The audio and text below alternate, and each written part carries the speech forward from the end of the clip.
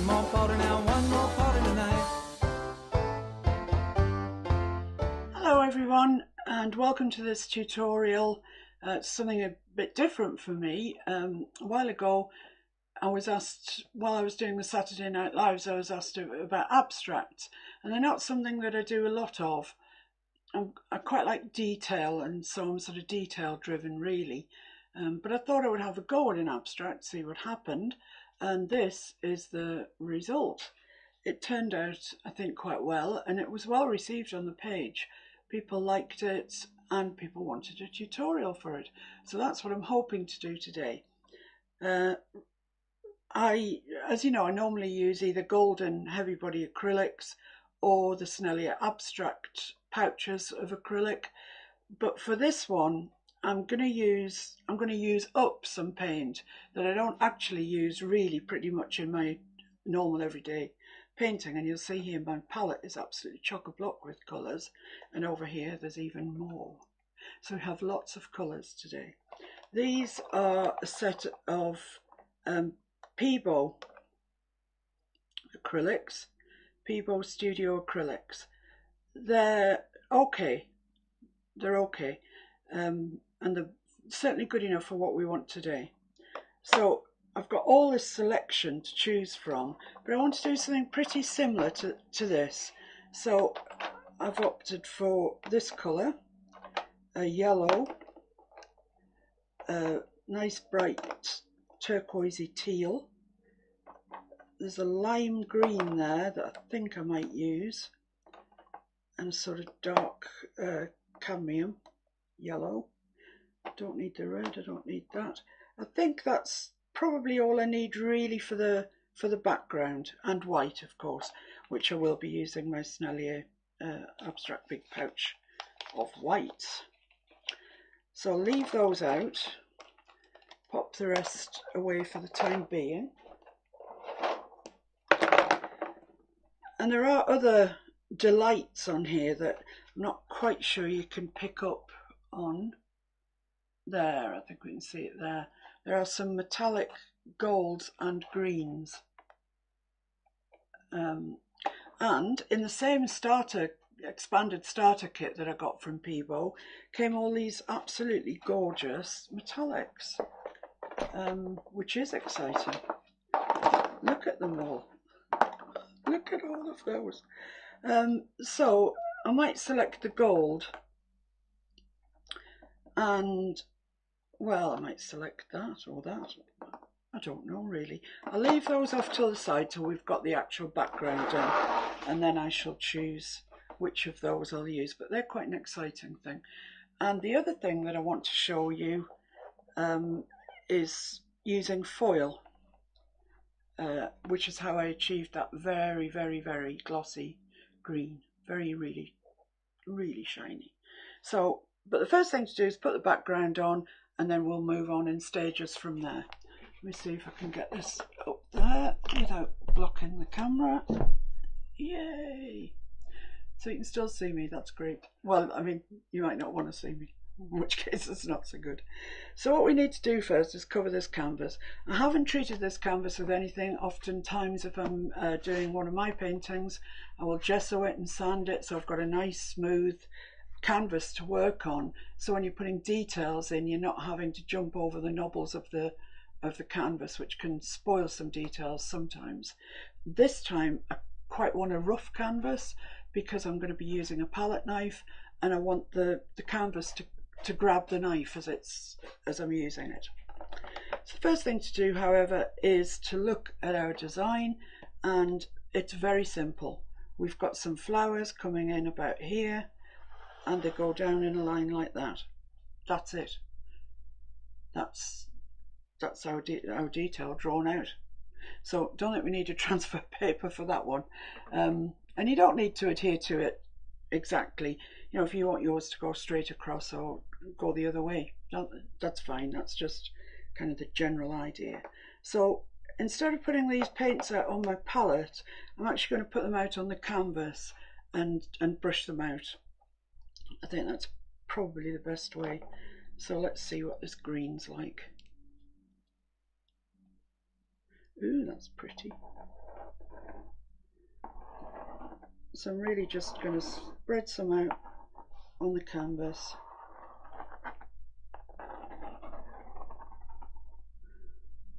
And it goes, the top part goes horizontally. You don't actually see too much of it once you've got the flowers in. Might have to come back for more paint, I'm not sure really how much paint this canvas is going to take. A little bit of yellow. We're going to brush this out and then we're going to come back in with a palette knife over it to give it that. Oh, forgot about the top part.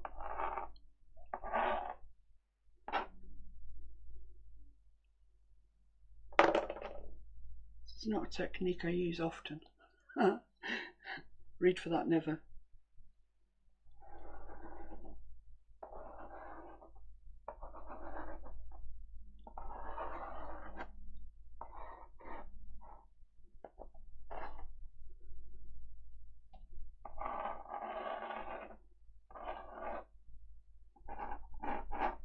And down here we've definitely got flowers, but for the sake of completeness, we'll fill the whole background in, then we know that we're covered whatever. Let's see what this lime green's like.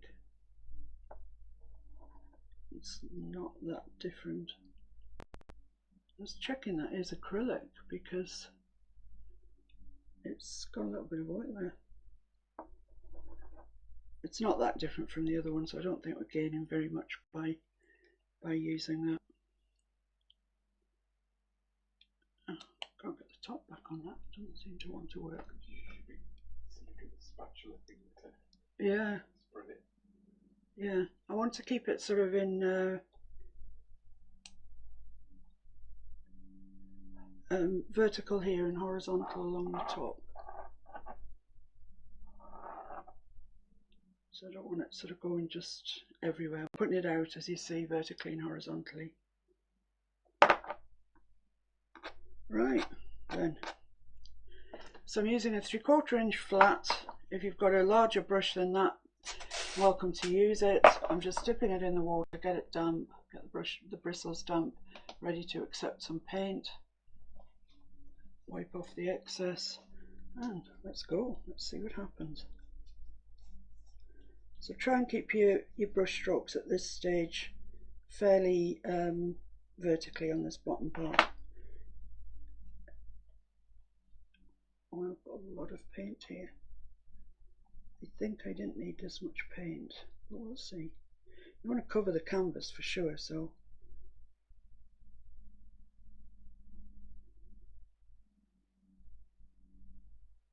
there's a lot of paint there.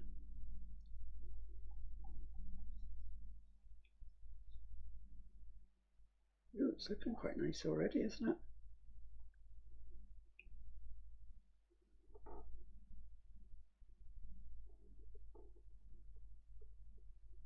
It's quite a liberating and exciting way to paint, I must say. So I can tell you now, you don't need quite as much as I put down, but it is spreading on really nicely. Try not to get your colours too muddied up. Just going to clean my brush because they're all sort of amalgamating into each other. And I want them to blend into each other, but I don't want to lose the colours either.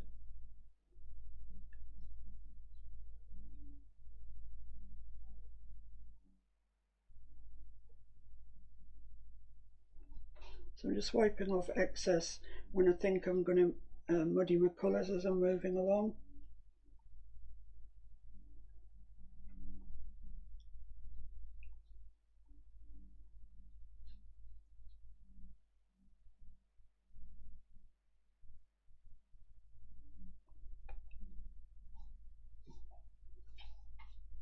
I like that green, that's a lovely shade of green.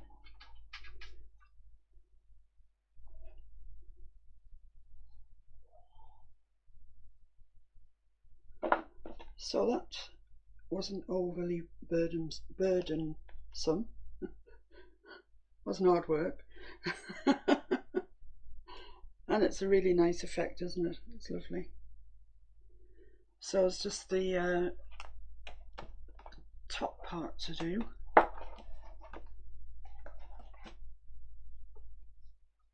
got a lot of green on there, just wipe some of that off.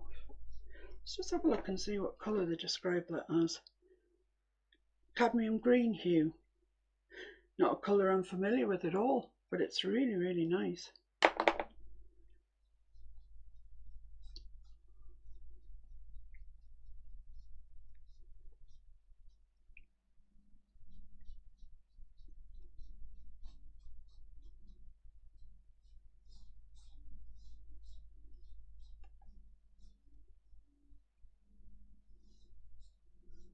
Let's see if I can keep this stripe of orange in it for a little way, because that's just something different, something your eye can catch on. Let's wipe that off, pick up a little bit of this turquoise and put that in there. This is probably, in all probability, going to be behind the flowers, but you know, there's no reason why we can't try and make it as pretty as we can.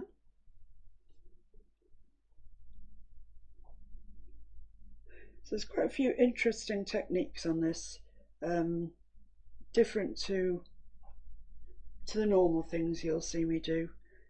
You'll often see me doing abstracts. You don't often see me using foil. So it's something nice, different for you to have a go at. But as I say, don't put out quite as much paint as I did, although you do want enough paint to run nicely and cover your canvas.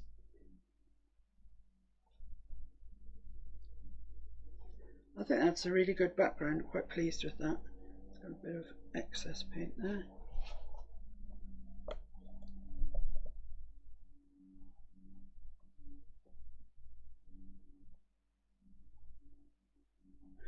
Okay, so I'm going to dry that with a hairdryer. So if you want to just do the same with yours, take a break, go make yourself a cup of coffee, whatever. I just dropped half my towel into there. And join me again in a couple of minutes when I should hopefully have a dry canvas. See you in a minute.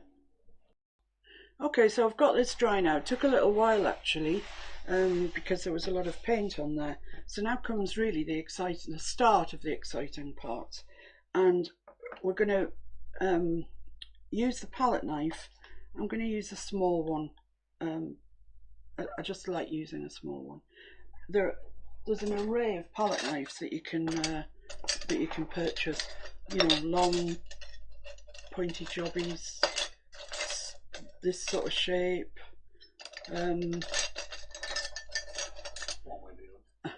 this sort of shape, this one, which is referred to a Bob Ross shape. Obviously that's what he used. There are all sorts of palette knives, and I have bought them very inexpensively. I bought a set of 5 or 6, I think it was, from eBay, Amazon, and they're called Meeden, M-E-E-D-E-N. I can see absolutely nothing wrong with them. They work perfectly and they give you a good selection to practice with. So that might be something worth thinking about. This is a Zen Art one that came with a set of brushes I bought. It's a mixing palette knife really, for mixing your paints on your palette. And that's another one. I've no idea where that came from, but it's very similar. You can also get that from Jackson's Art Supplies, and we'll put a link on with the video. Yeah, well said. Mr. Handyman's grown up, incidentally. A couple of years ago, probably now it was, when I was doing my Saturday Night Lives, painting furniture and that sort of thing, I asked people what they wanted to call my other half, and they, by consensus, they decided they wanted to call him Mr. Handyman. Well, it transpires there's now another Mr. Handyman around, so we don't want to be confused or confusing. And I don't want him to be confused either. So he is now going to be called by his given name of Justin. Oh, he wants to be Mr. Fix-It. All right. and call him Mr. Fix-It. So he's Mr. Fix-It. I'm Fiona. So we've got some Fix-Its and Fionas going on. Right, okay, let's get started with this. You'll see here I was testing it when I think I had a bit of towel or something land in it. Doesn't matter, you know, it really doesn't matter. So I'm going to put out some white because that's our main colour that we're going to use. And you need quite a bit of it. Actually, using a palette knife is quite paint hungry, which was the main reason really that I decided to use these Peebo paints and preserve the well, I'll say better quality, but I mean there's nothing wrong with these, but preserve the ones that I use more often. So I'll just put some of these colours out. I probably am going to have to put more out, but we'll see how far we get with these. There's not a lot of yellow on that, I don't think. And this is a gorgeous colour, isn't it?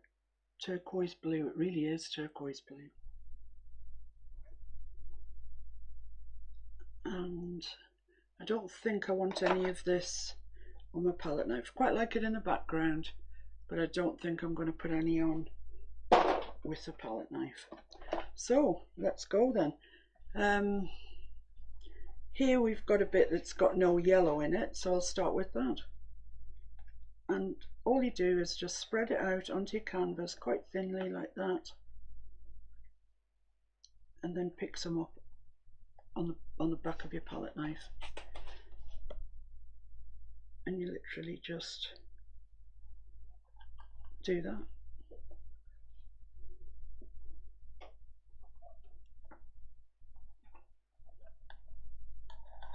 Now because yellow is yellow, and I temporarily forgot about it, yellow is a transparent colour. I tell you this all the time and I've forgotten it myself now. So in order to get the yellow to show, I'm going to have to put white on first and put the yellow over the white, because the white is opaque and the yellow is transparent. So we'll put the white on first and then come back with some yellow. I really should remember that. I've told you that 100 times, but so let's just move into the white. There, so I've some out there. Spread it across and pick some up. Oh, that's a big chunk of paint. Pick some up there like that. So we'll go down. And you can see that's just gorgeous. I mean, it leaves beautiful marks that you would never ever get with a brush. You just can't get these marks with a brush. So we'll go over most of it, I think, probably like this, and then come back over with our other colours that we want to stand out. I might try in a minute a longer palette knife. See if I'm safe let loose with one. Let's give it a go. Let's put that in some water. Let's have a look for one that's not too long. Well, that's a bit longer. That's massively longer. Ooh, I don't know. I'll leave them both out. You never know. I might get brave. So I'll try the medium-sized one first, which does feel very large in my hand. So I need to spread out a wider piece of paint. Pick some up.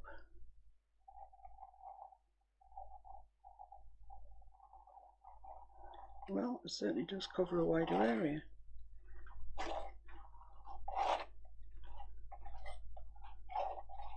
And we're not getting this line down it, which I was worried about. Sort of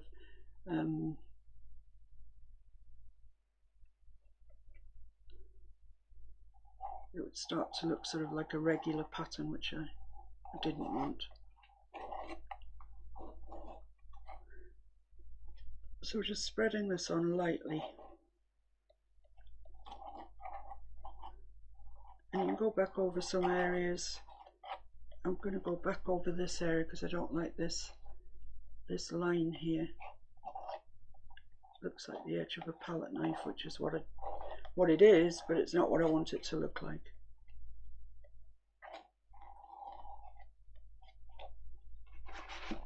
so. That's nice, isn't it?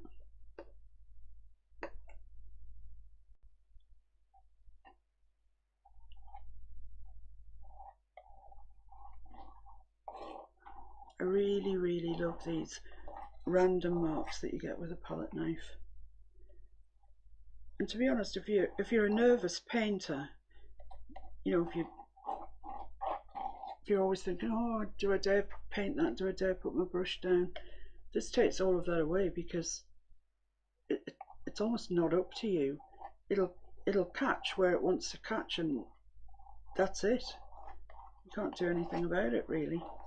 I mean, you can alter the pressure that you use, which will give you, you know, obviously more paint. But where there are lumps or teeny tiny bits of differences in height on your canvas, it'll pick them up. Nothing you can do about it.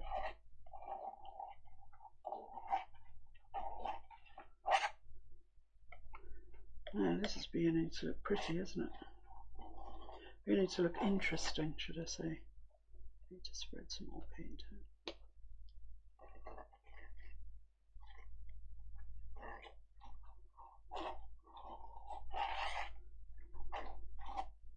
So the background that we painted has now very much become the background. So all our, you know, worrying about is that stripe too wide or whatever, it doesn't matter. It's just really been pushed back. And it will be further pushed back when we palette knife some of the colours onto it.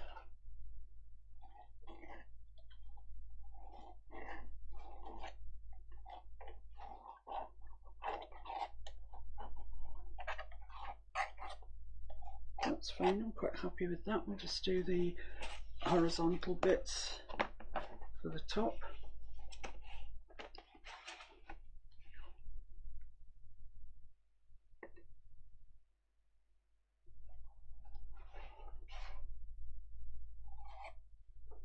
As I say, I'm pretty sure the flowers are going to cover this sort of join where horizontal meets vertical. But you know, we'll put them in. It's good practice if nothing else.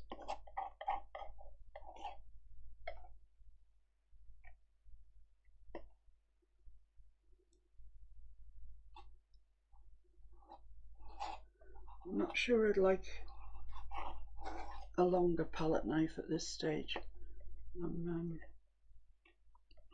sort of getting the hang of this one, but I don't know, I don't fancy changing up to a longer one quite yet.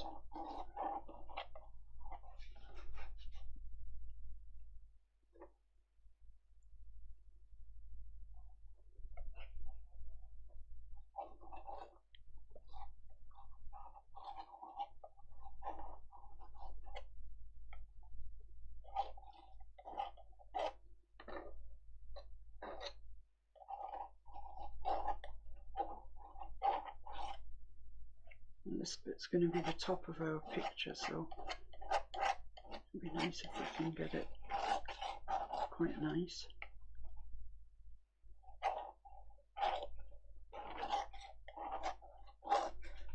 Apart from Dorothy Smith, who said she liked it the other way round.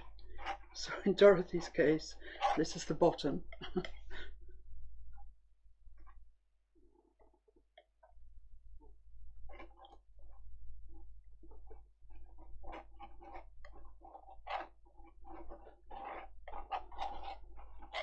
So there we are, that's the white on there, which is, I'm happy with that, that's fine. So now we're going to go on to put the colours that we originally had in the background back on over the white, just to keep adding interest to it. And I'm going to do that with the smaller palette knife. I've got my colours laid out here, and we're going to start with yellow, so let's continue with what we had thought of.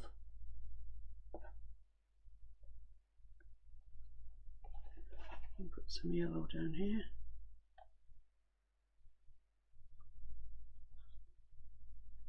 Now that really is beginning to look quite nice, isn't it? I really do like this.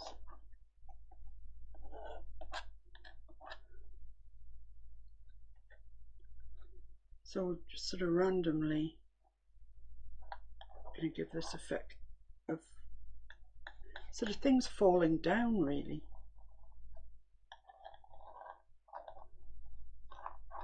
You don't need to go right to the bottom, you don't need to start right at the top, but I would, if I was you, I would start here, so when the flowers cover it, these are falling down, but they don't need fall right to the bottom, I don't think.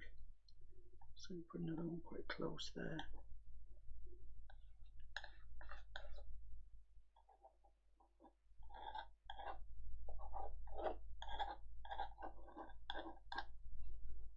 And amount of yellow, it does use huge amounts of colour of paint,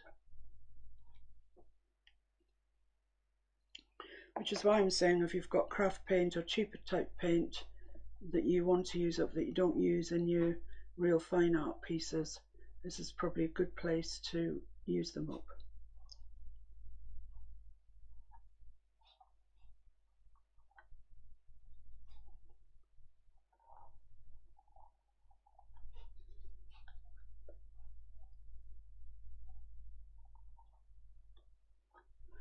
So trying to be relatively random about it, which is never easy. Being random is really hard.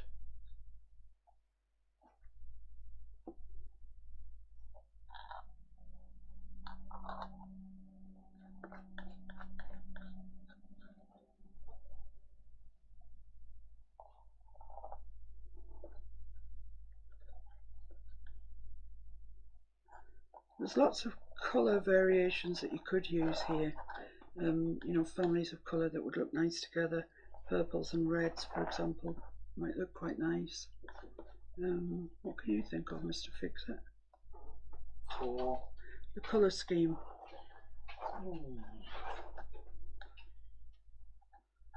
If you weren't sort of using these blues and greens. I personally would go for turquoise. Well, we've got turquoise in here, but you mean all turquoise? Yeah, more predominantly turquoise. Predominantly turquoise. But that's because that's the colours I know you like. Yeah. So I'd be doing it for you. Oh. Turquoise and purple go nicely together, I think. Marriage made in heaven. So, oh, that's not quite dry, but let's see if we can get away with it.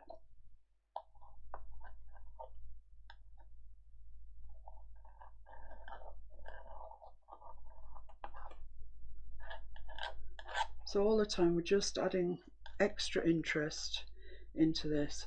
I want to cover all of it because some of that background's actually quite really nice. The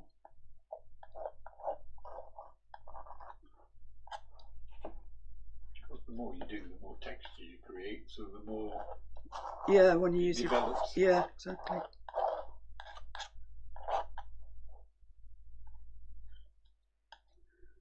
Yeah, I mean texture is important for a palette knife because that's where you get these lovely marks.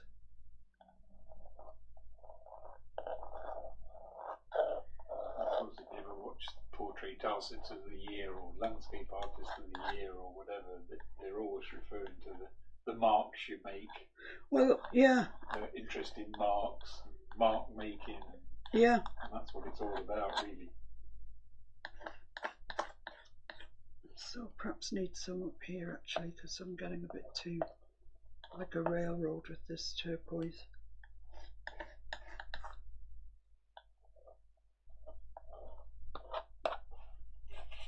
And I need more paint. It's beginning to look interesting now. Beginning. So at this stage it really is a matter of you putting on paint where you think you want to put paint. I think it's quite a personal thing with abstract really. You put on what you feel is sort of right.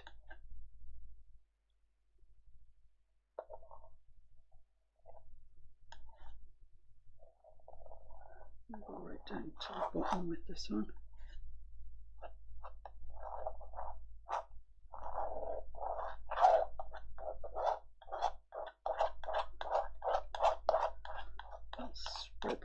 out as I come down.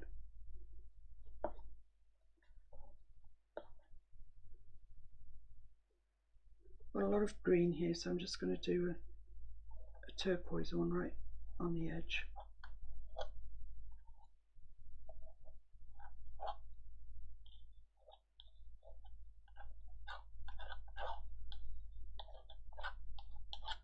Okay, I'm liking it.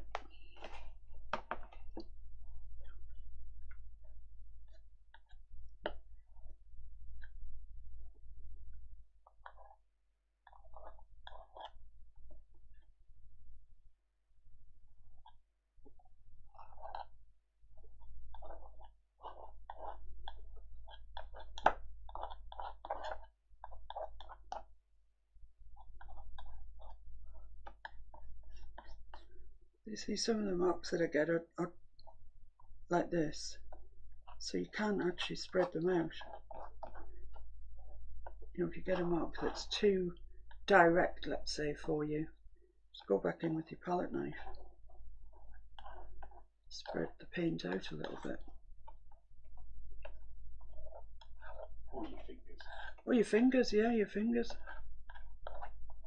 Personally, I don't like paint on my fingers, but I know a lot of the girls paint with using their fingers, and you do get nice textures, and it does sort of meld it in nicely. But I just can't bear the paint on my fingers. Down and dirty. I can't bear it. So we'll wipe that off, and we'll go back in with some green, and then we might come back over with some white. We'll just see. So here we are to this gorgeous colour. I don't think you could use it too much in a landscape.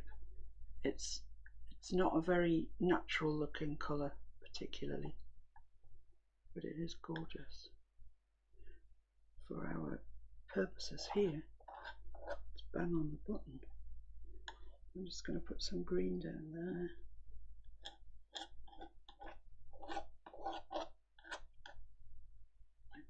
There. This is a canvas board. It's a 16 by 12 Jackson's premium canvas board. I do have a link on my page, Miss Acrylic Paintalot's group, for several things from Jackson's. You can use that link to go into Jackson's. You needn't just be buying the thing that's on the picture. And if it's your first time purchasing from Jackson's, you get 10% off, which is not to be sniffed at. So get yourself a good order together, everything that you think you might need for a while, if funds permit, which is always you always have to say that. I mean, that's the only thing that stops me having every colour that was ever invented. You know, have I got much space for them? No. Would I find space for them? You bet you I would. Wouldn't we all?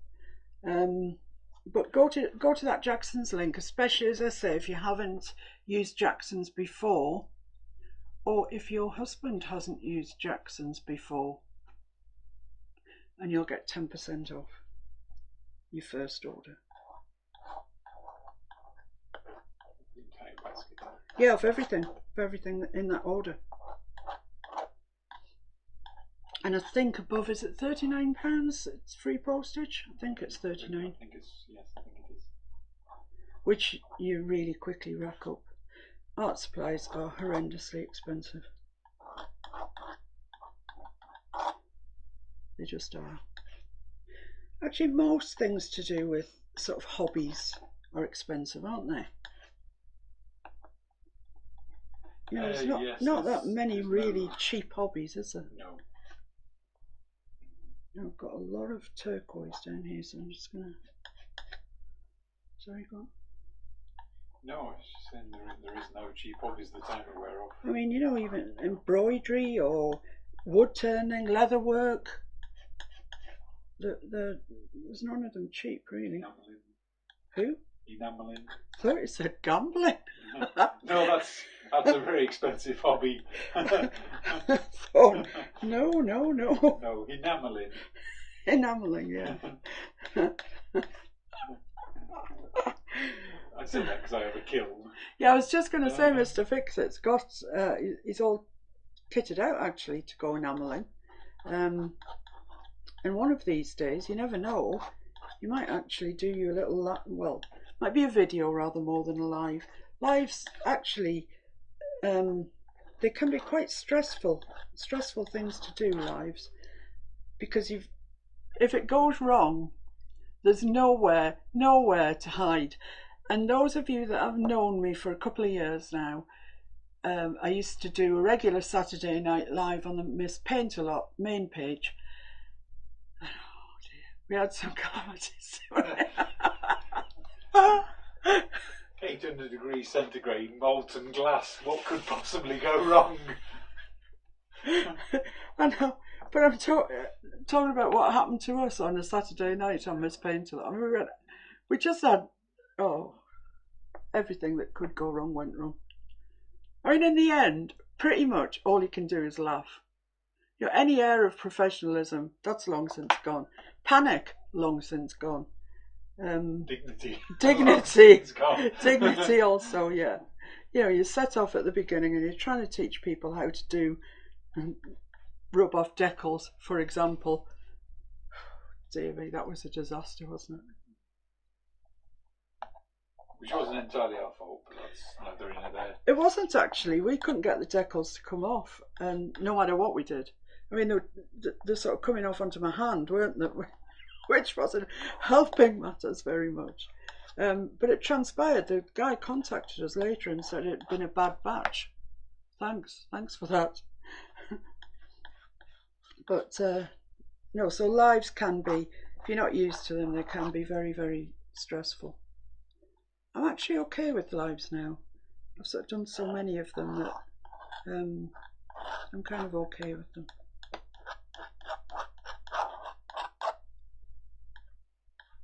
And I'm naturally, when I was at school we did public speaking. We learned about public speaking, and I have over the years in my real life had to do quite a bit of public speaking, so it doesn't really bother me unduly. I don't get so nervous about it. Right, then that's that done. So we've now got some interesting marks. The background's still showing through, the white's still showing through, and we've got these lovely marks that we've just made. But I think now we need to push it all back with some additional white. It's really interesting, but it's kind of too interesting, really. There's too much. There's nowhere for your poor eye to rest. And eyes need to rest. You need to have a resting place in a picture. So, let's go back to my big boy. Well, my medium-sized boy, let's say. So back to the white. And I'm going to be quite sort of heavy-handed with this, really. I want quite a lot of it on. So as you can see the background coming through, but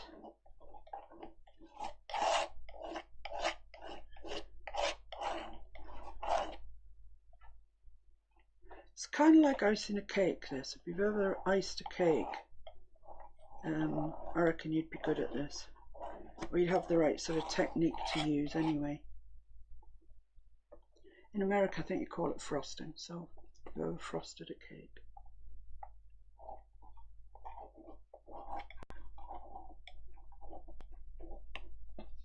Yeah, I think that's what we need.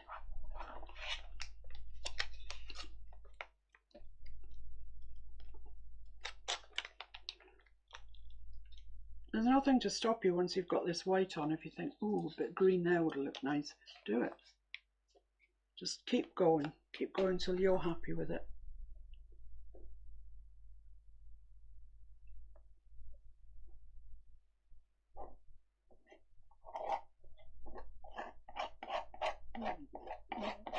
Paint there that I didn't really want.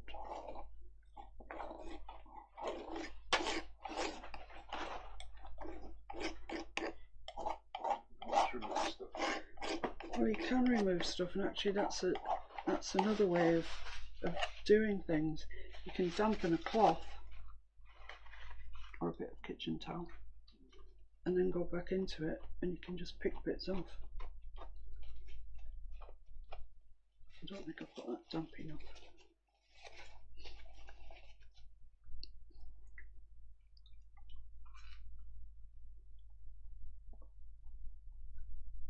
I've maybe left it too long. It's probably on the way to drying.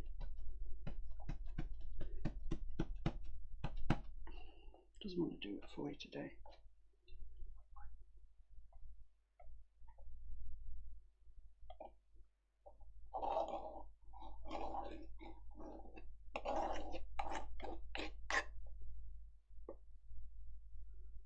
What's that looking like, Mr. Fix-It?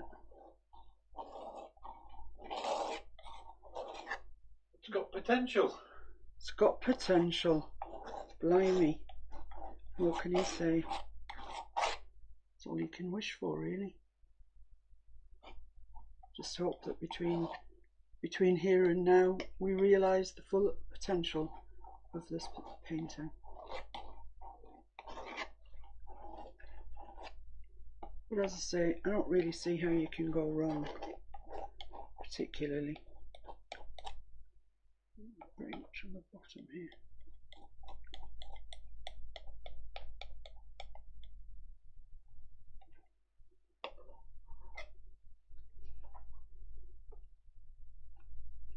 I have a line of marks here which I don't really want.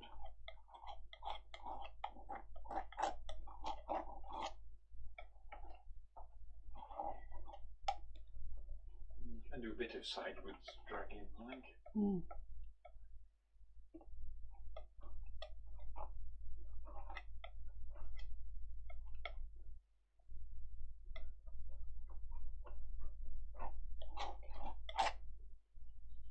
I've still got liner marks there.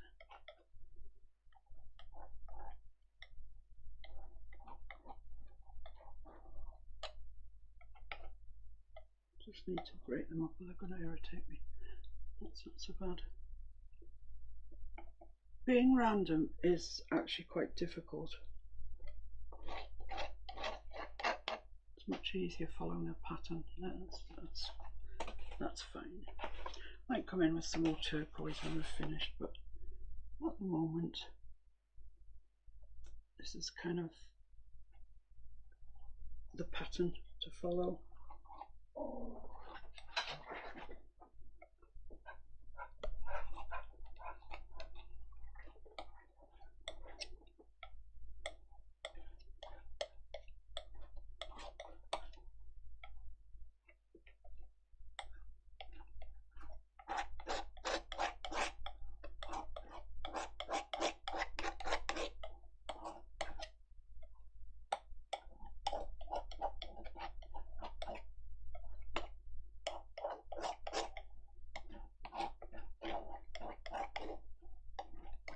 I do like the way this top bit's coming out, so that's good.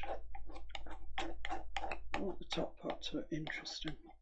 We'll have foliage and flowers up here, but I don't want this just to be forgotten in the background. A little bit on that, yeah, lovely. Right, let's have a look at this and see what we think. I think it possibly needs a little bit more yellow. We've lost pretty much all the yellow down here, and it needs some turquoise. It's still very green. So I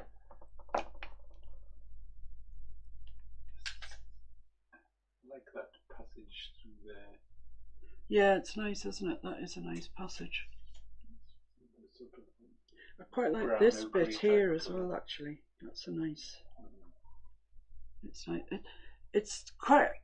It's incredibly random when you put paint on with a palette knife, and you do end up. I mean, this is a lovely little passage there.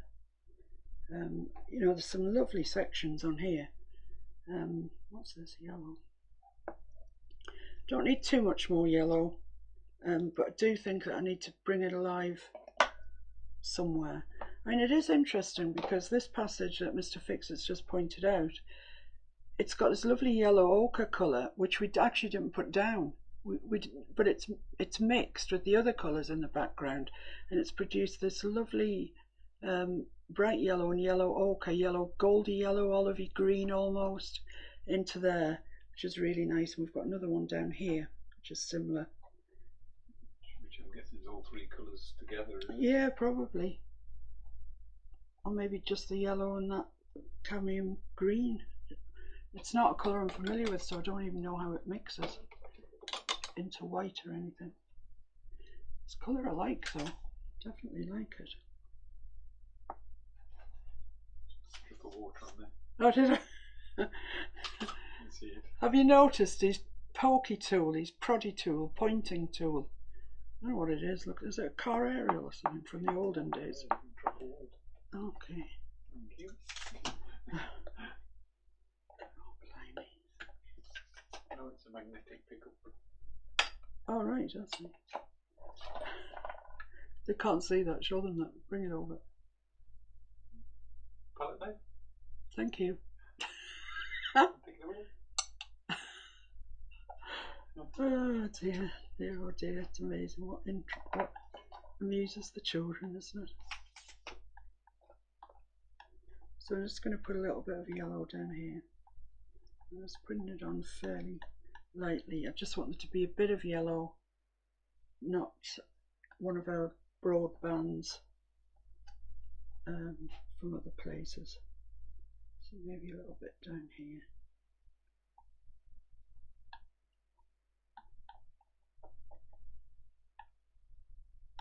Bring it down a little bit further.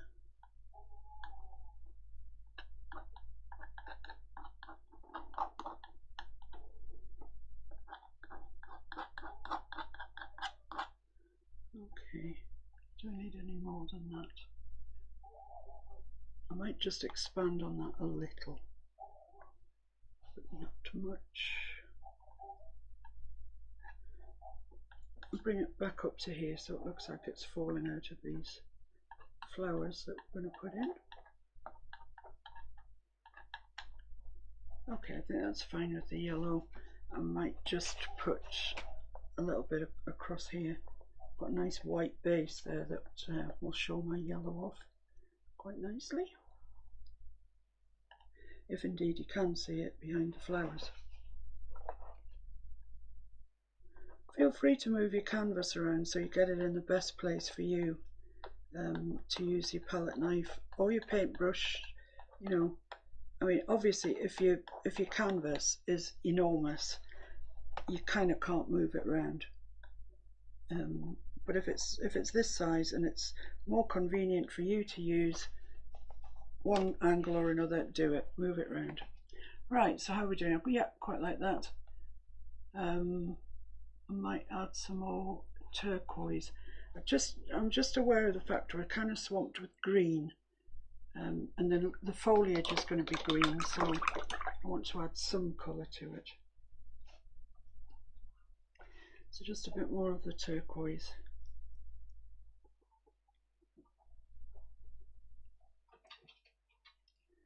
Using a palette knife, you'd soon get through those little tubes of paint, for sure.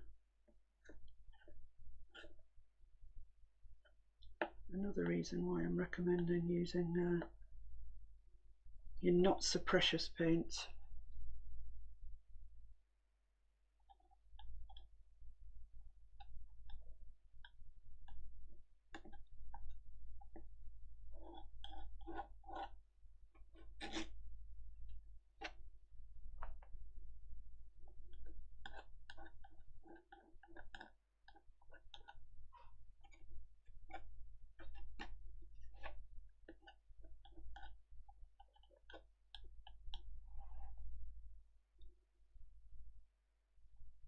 Let's put one in down next to it, yellow.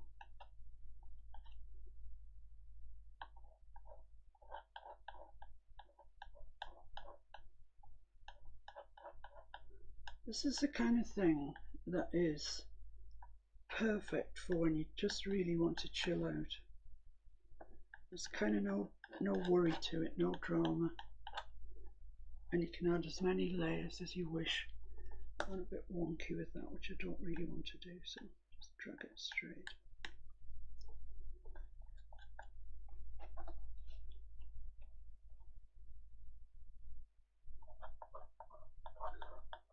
If you see me looking off to the left, it's because I'm looking at the monitor, so I get a much better idea of what the overall thing looks like when you look at it in a monitor. You might find that looking at it in a mirror, as odd as it sounds, will give you a better idea of what you've got.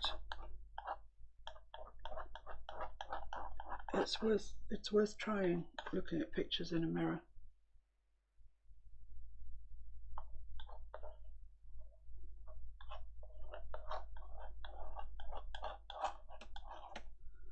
Okay, I think I'm quite happy with that.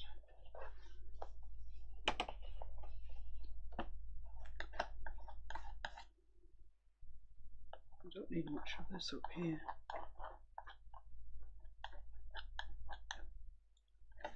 See if I can get off the palette. But I'm alright really with that, I think. Okay, so I think that's pretty much our background. What do you think, Mr. Fix-It? Yeah? Yep, that's absolutely fine. Some nice pieces in there, isn't there? Yeah.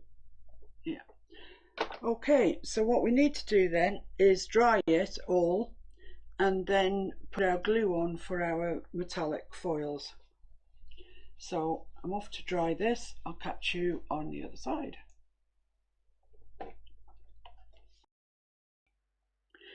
Okay, so now that's our background, I'm quite happy with it, I quite like it. We're still going to build upon it, and the next thing we're going to do is use some of this iridescent paint. We're just going to use the palette knife and just put some of this iridescent paint somewhere. Now, I'll just move that to a clean area, otherwise I'll be picking it up and putting it on my painting.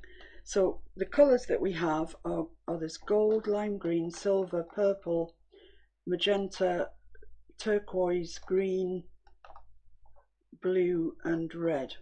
So the blue and the red I can get rid of straight away. The purple might be interesting because I've got purple flowers in my original one. But I think I want to leave just the purple in the flowers, so I'll get rid of that. I don't want magenta, that's got nothing to do with our colour palette. The green, I'm going to use green foil, so I don't want that. Silver, no, I don't think I want silver, do I? That's a very nice and interesting one, that very limey green. So those are my choices. What do you think, Mr. Fix-It? Ditch the silver. Ditch the silver. Where you go? Have at it. Those three? All three? No, it's going to be two. I just want one, really.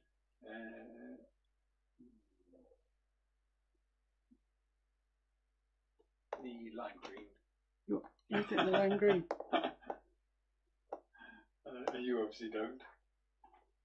Well, I don't not either.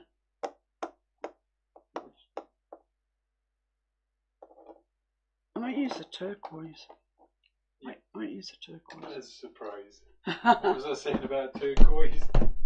The thing about this is, use what you've got, or you know, if you're going out to buy paint specifically, buy a colour that you like, that suits you. I love turquoise, so I'm going for turquoise. I don't know if you can see, the camera might not be picking that up, but I can see from here it's really, really iridescent. So that's exciting. Never used this one before. I mean, if you had copper, it would look very nice with that colour scheme, I think. Well, orange and turquoise are complements of each other, so they go with each other. So copper probably would have been nice, but we don't have copper. We have no copper. So I might just go where some of this turquoise is already. Give it a bit of beefed up with some metallic.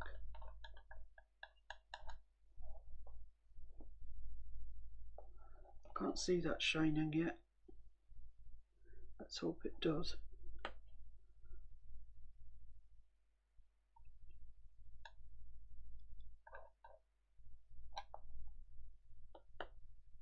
Quite like the idea of things dripping down from this. So running down the canvas.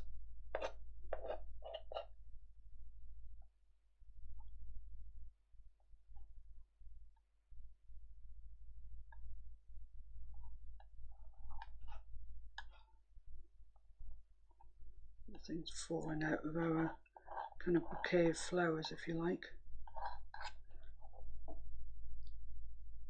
Oh, that is metallic.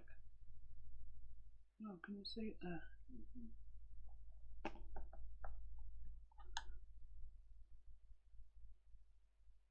Just looking to see where I want some more. I think I'll just go where I've got the turquoise.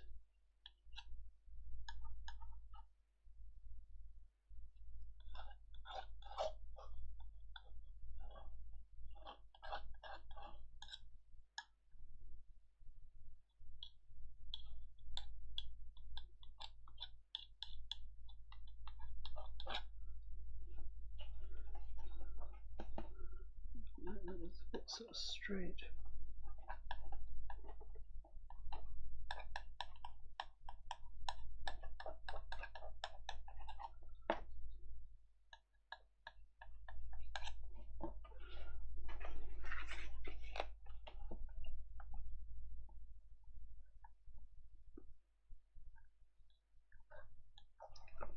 Really would be nice to get some of this really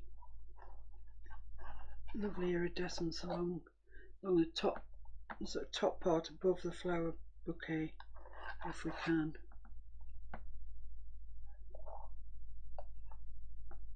And then depending on where you're looking at it when it's hung, you'll see the iridescence, which would be nice.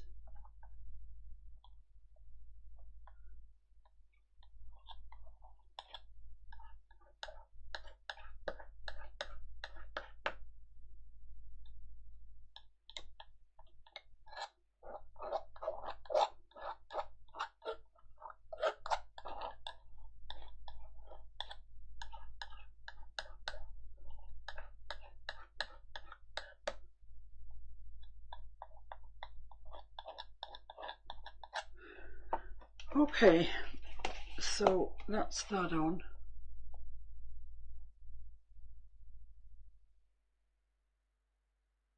Which you can see there, just, oh yeah, that's nice there, you can see that. That is nice, very nice. So, next thing is something else that's new and groovy. Do I need any more white on that at all? No. Mr. Fix-It says no. So I put out rather too much white, which is a bit of a pain.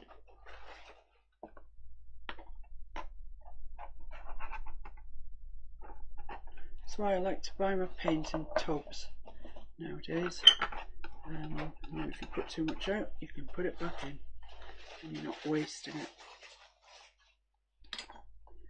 Let's put that in there now. Right, okay.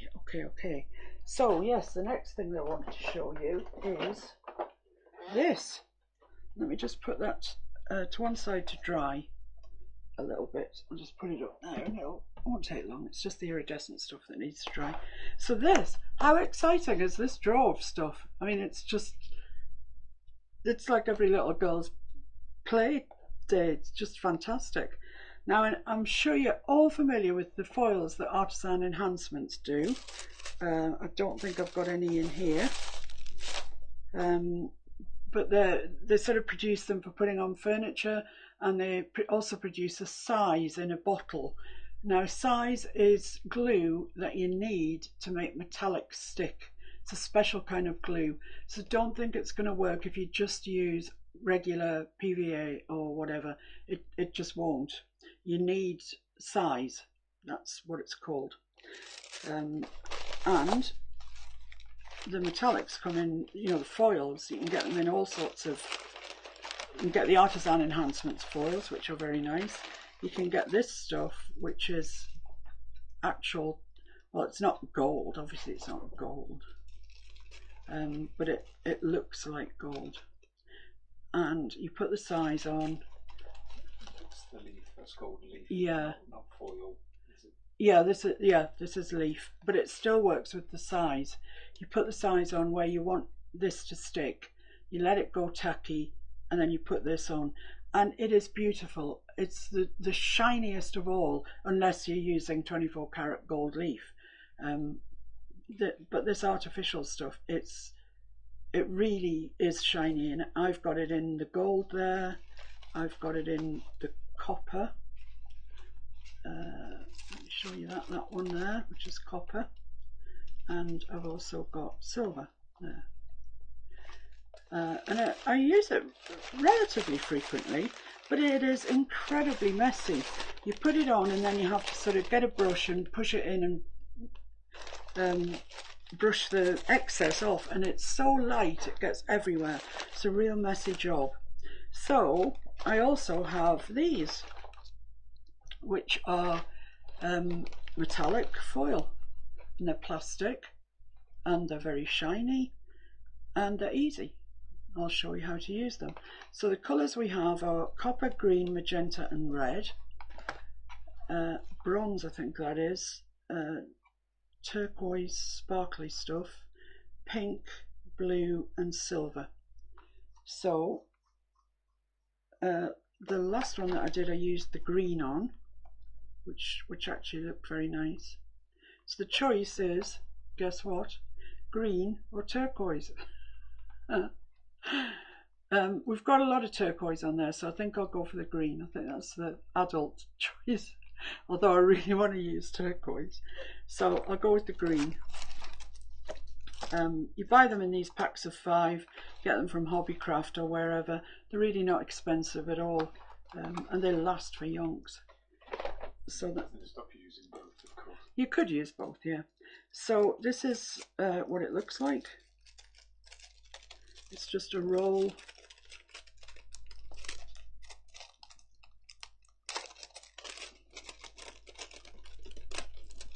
of foil like that, and you can see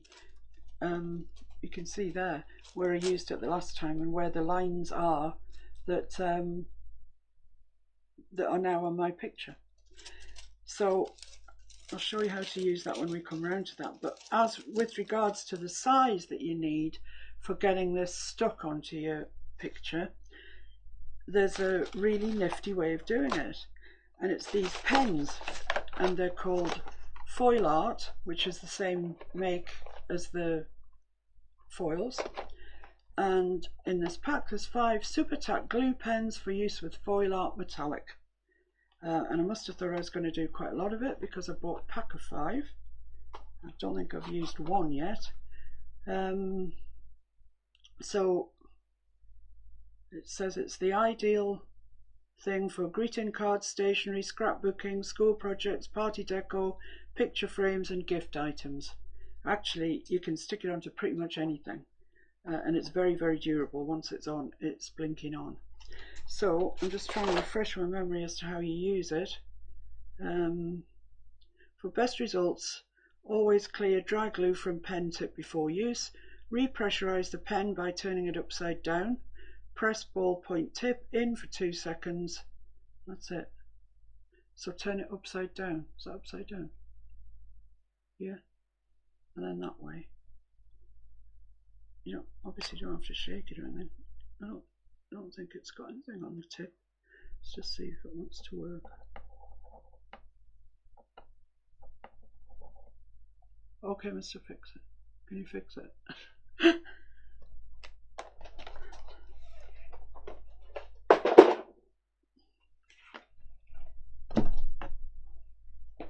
Let's just check this is dry. Yes, it's dry.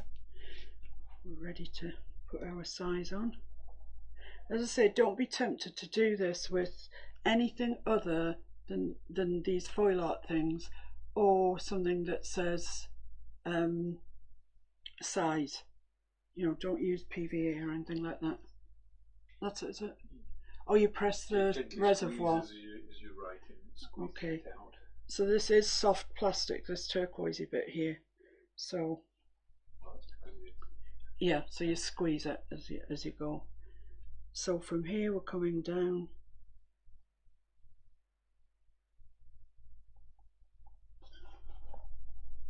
coming out, I think it is. Push, don't forget. You got to push. I've got to push the nib as well. Yeah, I think so. Alright. Right, okay, got it. We've cracked it. So you push the nib down and you squeeze the reservoir. And I'm actually squeezing that reservoir quite hard. So that's quite a thin line that you get from the pen. So I'm just going to go over it again to the side of it. Try not to stick strictly to that other line because I want it to have a bit of detail in it. So I'm going sort of across it and okay. I hope you can see that. You might have to zoom in, Mr. F, to be honest.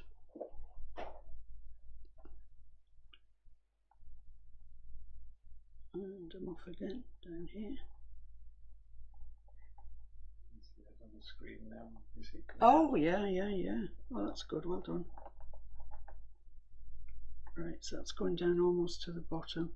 And again, I'm going to put another line. I'm just going to crisscross through it, just so as it doesn't look so much like one solid line. There we are. I'll put one quite close to it. As you know, as ever, we're trying to be random here, and we may succeed or we may not. It's probably long enough for that one.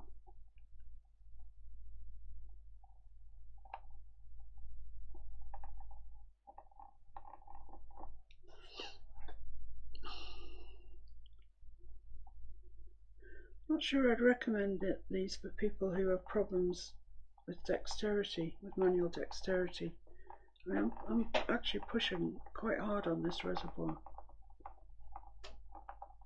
I don't think you have to. Oh, right. You just pump it, sort of thing. Okay, let's pump.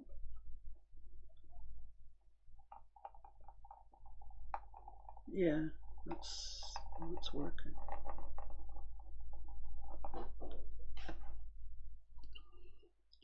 Let's put one down here. Nice. Let's pump it up.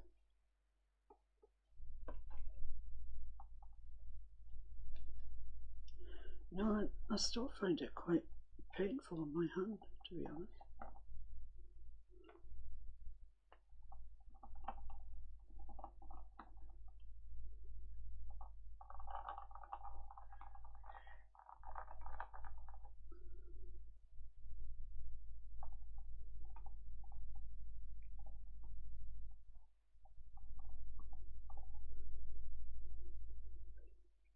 It shouldn't be that hard.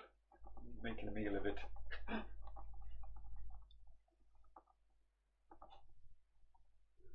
Perhaps you're right, perhaps I am. So I didn't put any across there on the original, and I quite like it because I just want the effect of it falling down away from the bouquet. So can you see where that is? Yeah, you can see clearly where that is on the thing. So I'm not going to put any on the horizontal part. And this is the stuff. If I was using that the gold leaf that I showed you, this is the stuff that you need.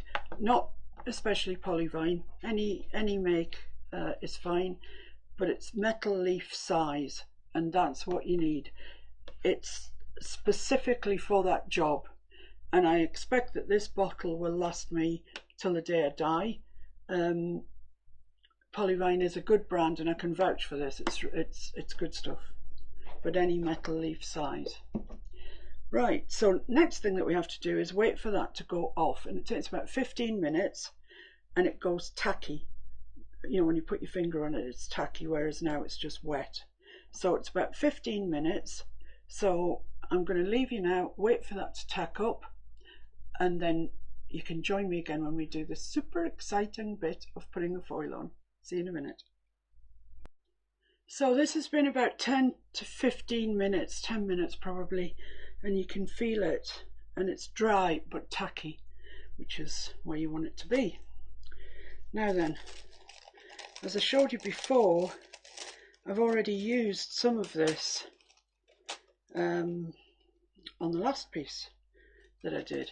So you have to be careful not to stick your thing where there's no metal. I mean, I know that sounds obvious, but you need to put it on a place.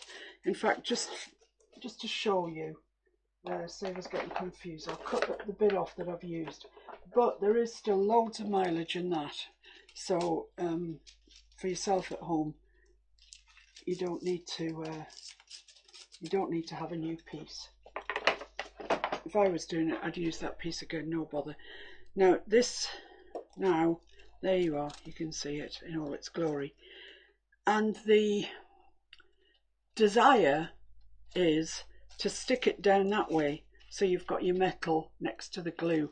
That's not right. You must have the shiny side up.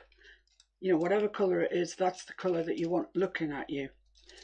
So let's just see where our glue is. There's a bit there that I can see. So press it down, press your foil down, shiny side up. Remember that, it's really critical. So press it down onto the glue that you've put on, and you can see it coming through, I think, there. I don't mean coming through, I just mean that's it. You can see where it's stuck to it. When it's stuck firmly and you've pressed it down and you're happy, you've got contact with it, and you just pull it off. And there we are, look at that. Green metallic, fantastic. Where's my next strip? There, I think. I'm just going to go along the metallic. There we are. You can see as you press it down. I think this is quite a short bit actually. Oh, it goes down to there. Blimey. So press it down, make sure that you really have got contact on it. When you're quite happy that you've got contact all the way down, just press it up, pull it up like that, and it's just lovely. I'll show you it gleaming in a minute when I've done all of them. I've got another one here.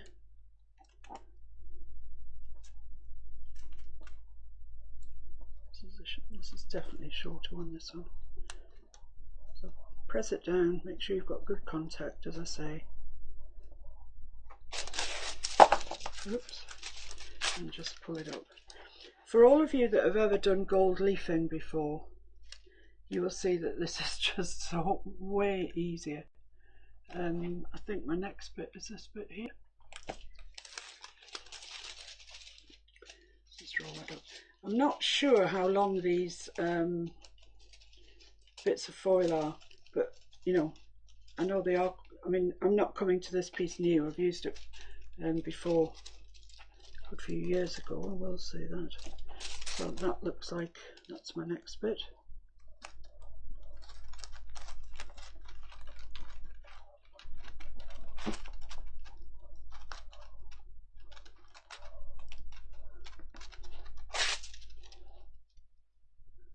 It's lovely. I can't see. Is that the only bit left? Yeah.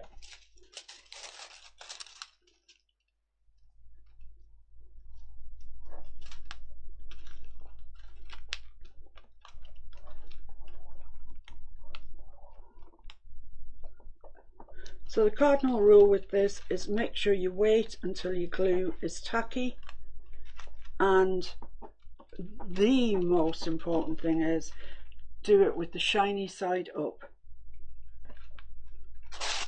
There we are, and that's it. It's as easy as that. You know, it's not complicated. And you know, as I say, those of you who are used to using gold leaf, I mean, this is just so simple.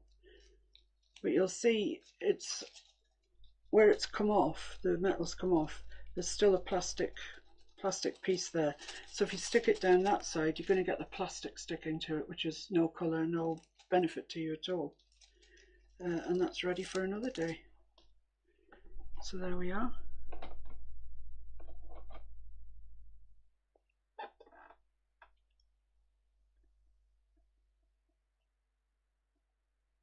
I hope you can see that glinting. Oh yeah, look at that.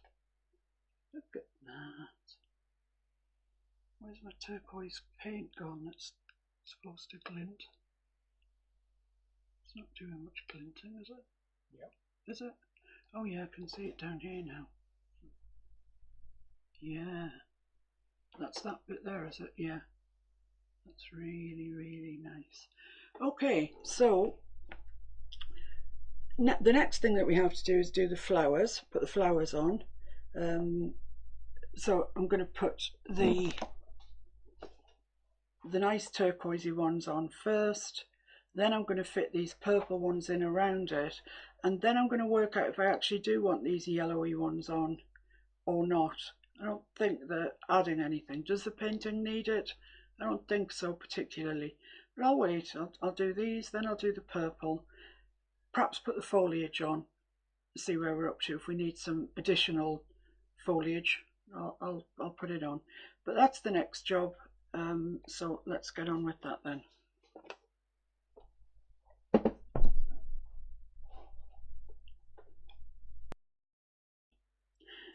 Hi again. Right, I'm back. I'm just looking at my original piece now, and I'm looking at the flowers in particular. I can't quite remember how I did these. I'm pretty sure that I did them with the palette knife. I don't think I did anything on here with a brush, but I've decided that actually they're quite flat and they're lacking texture. So I've decided I want a bit more oomph to them.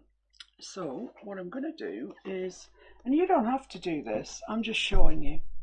I'm showing you so you don't have to. I'm going to use something, it's a golden product and it's heavy gel. This happens to be gloss, it doesn't matter whether it's gloss or matte. And you mix it up through your paints and you get a sort of a thicker paint that you can do impasto with. So my idea is to put the first coat of my flowers down using this, which will give them a bit of meat, and then palette knife. Actually there's two further layers on top of that, a lighter colour and then a sort of a white really on top. So that's the plan. I've never used it before, so I'm presuming that it's going to mix with the Peebo paints and play nice with it, but you never know. So here's my turquoise. We've used a fair bit of that tube today. So I really don't know how much I need, or I don't know anything about it. We'll give it a try. So I'm going to squeeze out an amount that's comparable to the amount of paint that I've got out. I think that's about 1 for 1, something like that. And palette knife. Mix it up and see what happens. Oh, it is thick. I think if you're mixing this through gold and heavy bodies, you would have a really thick paint. But it is thick. It's definitely thick. Look at it.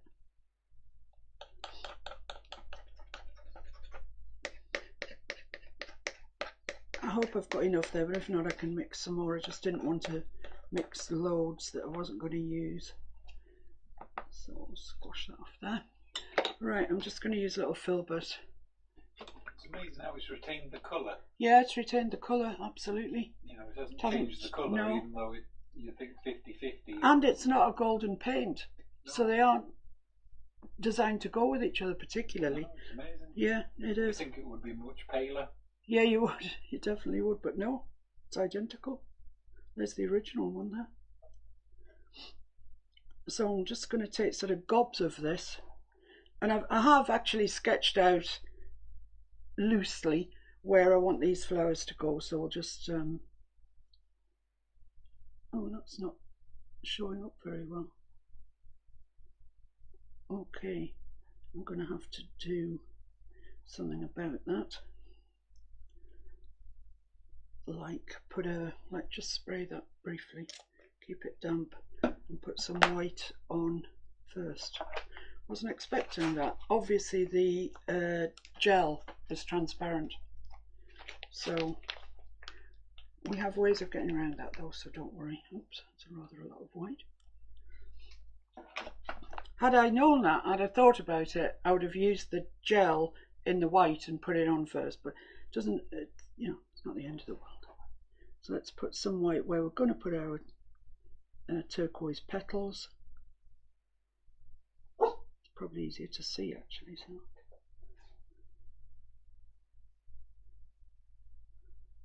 Dog commentating on what's going on in the world outside. If you want to do this with your palette knife, that's fine. As I say, I'm pretty sure I did last time, but I can't quite remember, and I wanted to use that gel to see what it's about. Not sure where my petals go now. The idea is that we're not drawing a perfect flower. You know, we want it to look like a flower, but abstract version. Yeah, abstracted somewhat. And how much is up to you. How much you abstracted is up to you.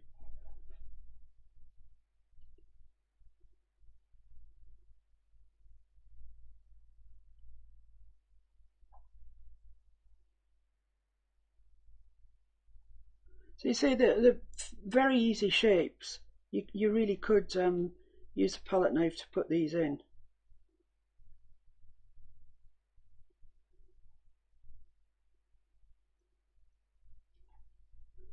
I mean, you can make your own sort of flowers up if you want.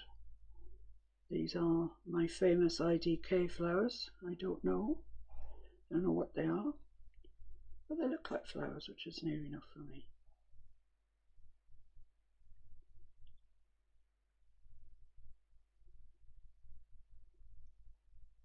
And there's a smaller one here, just to go some way to balance it up, but I didn't want another large one because I want the idea of the flowers falling down towards this side.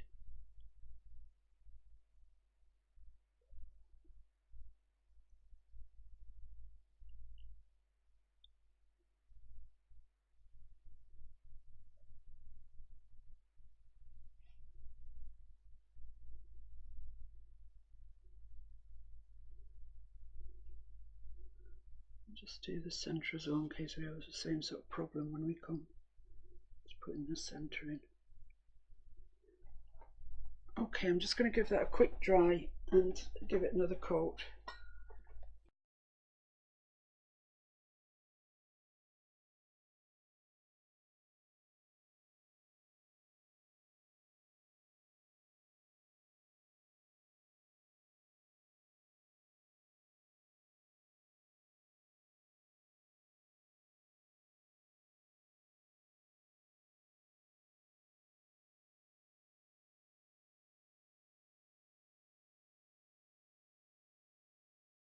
Okay, I'm just going to give it another coat of white. One, I put out enough white to paint British Army, and two, it's still looking fairly transparent, and as we know, that blue's got no coverage whatsoever, so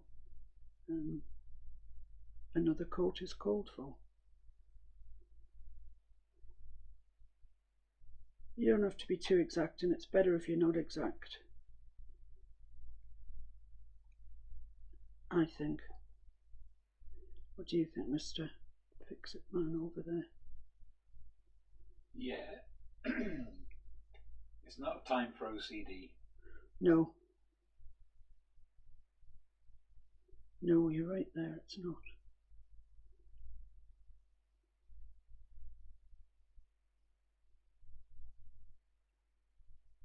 This is more tinfoil hat time. I thought that was if aliens were coming. No. That's when I wear my tin hat. I don't think aliens are coming. It's to block the radio signals. Yeah, no. Stop the CIA reading your mind. Oh, good luck with that.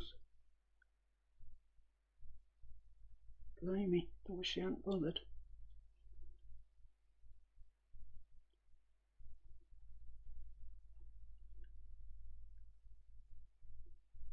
So, as I say, I've never used that heavy body gel before, but I'm wondering, you know, if I can get some sort of marks into the petals, maybe. And if I like it, maybe I can use it on the foliage, get some marks into the leaves. I don't know. You might have to sort of let it Go off a little bit. partly dry. I don't think so. According to Golden, on their website, you can put marks in it and they stay. Well, there you go then. That's what Golden say. Well, if they say, who am I to argue? Well, or me.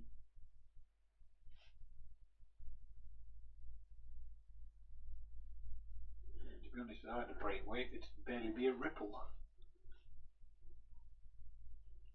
Yes, but the smallest ripple goes out and out and out, doesn't it? Okay, let's dry this one off then, this layer.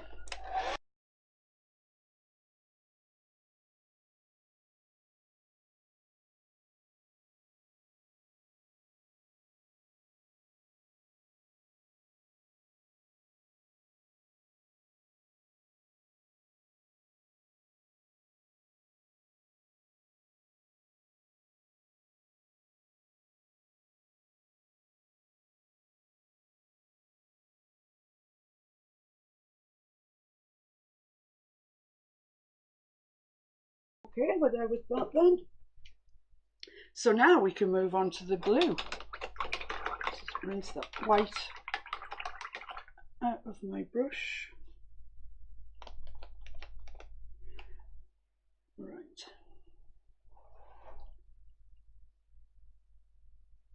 Yeah, that's fine now, I think. You know, slightly over the white.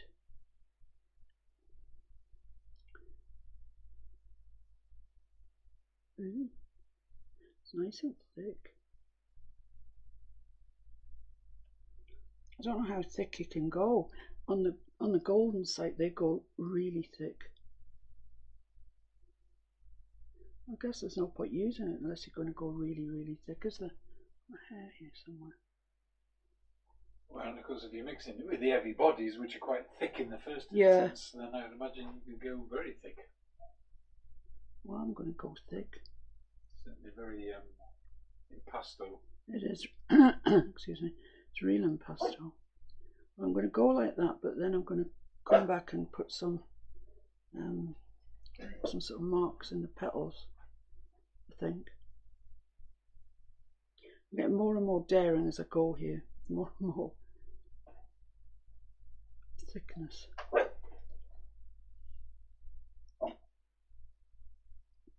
Because the more texture that we get, the nicer it'll be when we come back with the palette knife. I don't like this, it's not thick enough.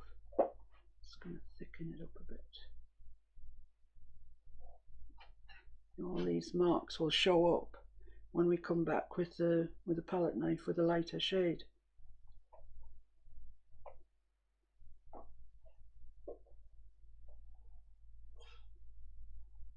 Oh, it's really nice to paint with. It's like paint with sort of wallpaper paste or something. It's really lovely.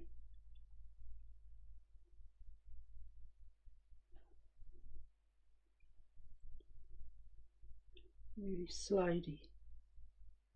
That's my best description. It's really slidey. I guess the best thing to do is to not over smooth. Well, I sort of want to get it a bit smooth because I want to put some lines in. I'm just going to smooth it off a bit, but not completely. And then I just want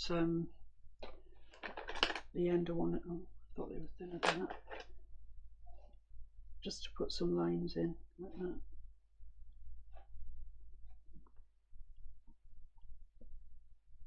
That the palette knife will pick up on when we put our next coat on. I think. Yeah. Yeah. Oh, just put a grip.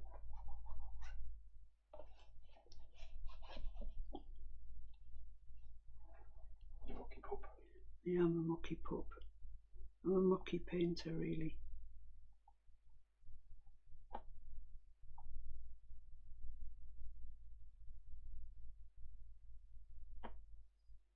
I think you just need loads. That's what I would say. I think you just literally need loads. Got loads to give it. And don't try and brush it on, because it's just going to go thin like ordinary paint. So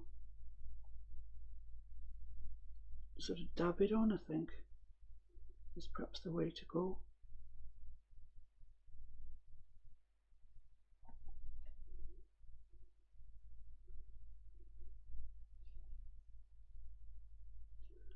I mean, I did use it 1:1, and the paint I'm using is anything but heavy bodied. So I guess, you know, when you change all those things around, you get different results. You just have to keep trying, probably. I'm not dissatisfied with this result. I like it. And if it dries with that texture on, I'll be really happy.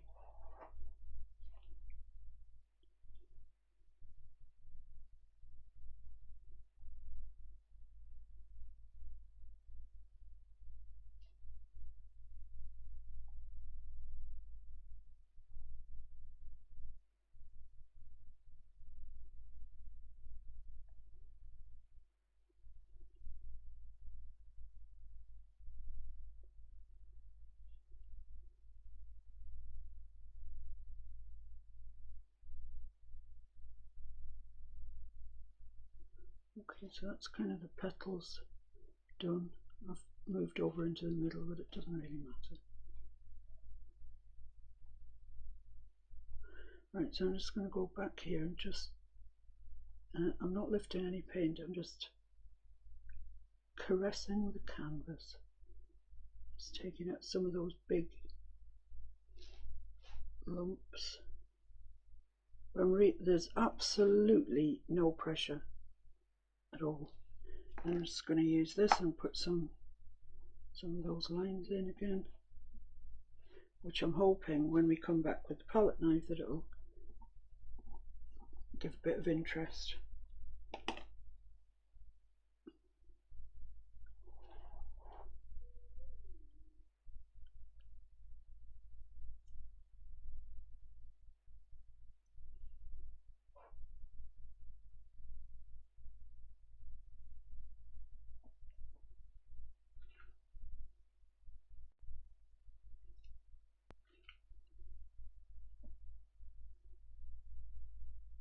If I was palette knifing this in, it would be long since finished. But it's, you know, it's something new to learn, and that's good. We like learning. We're all about learning. Aren't we, Mr. Fix-It? All about learning. Indeed. And what I've learned is that you don't need anything like the amount that I mixed up.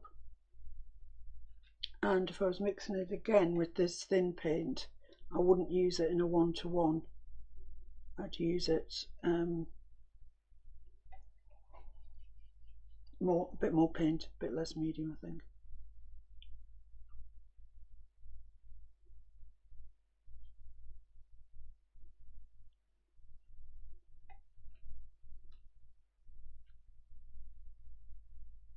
It'd be interesting to see how these dry, if they actually maintain some of this texture. I feel like I need a bit out there.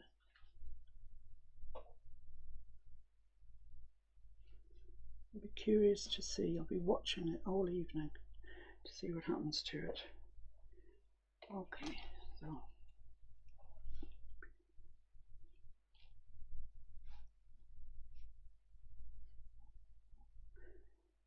there we go. I don't think there's a whole lot more I can do to these until they dry, and I really would like to not dry them with the hairdryer but let them dry naturally.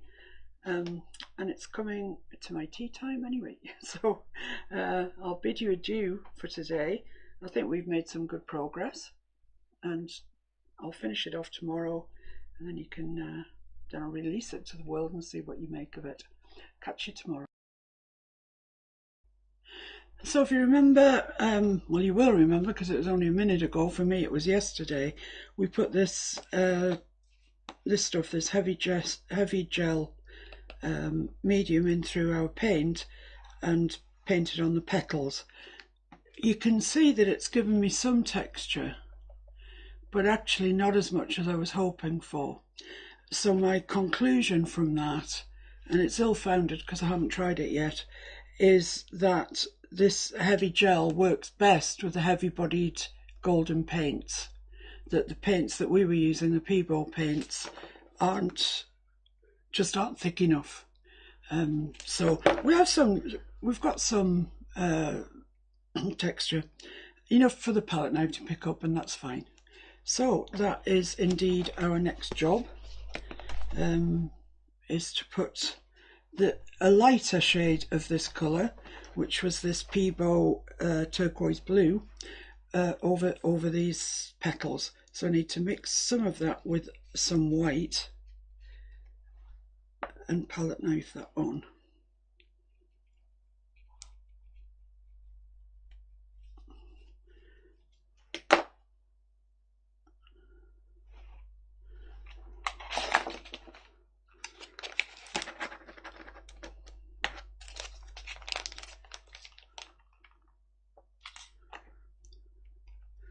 Just what sort of 50-50 mix, something like that, I'd say is probably fine.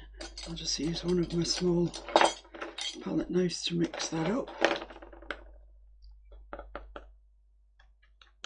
This is kind of a highlighting layer, but there is a further layer that goes on some, just selectively, the odd one, to really highlight some of them. So we want this to be lighter, but it won't be the lightest.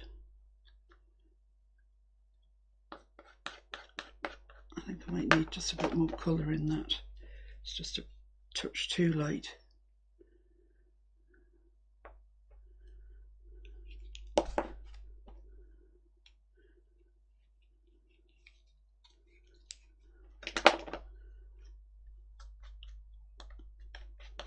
Yeah, I think that's better. Still want it to look like turquoise, you see, so we don't want to lose the colour yet.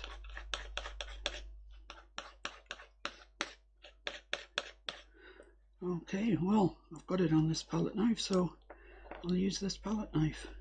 It's going to wipe it off the top there.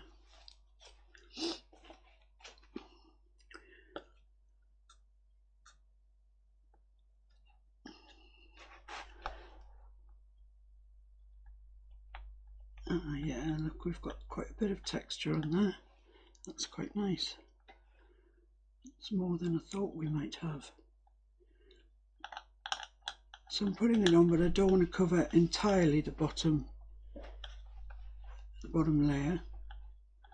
I want some of that showing through. I don't want that bit there though.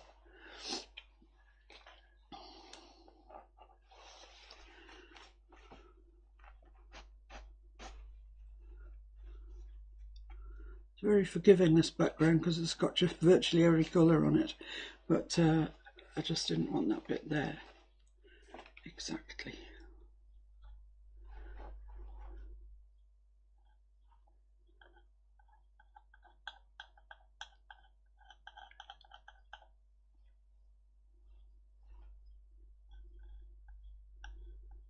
So I'd recommend that you take your time with this.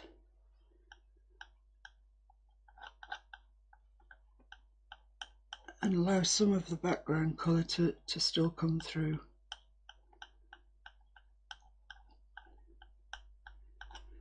Because it's quite important.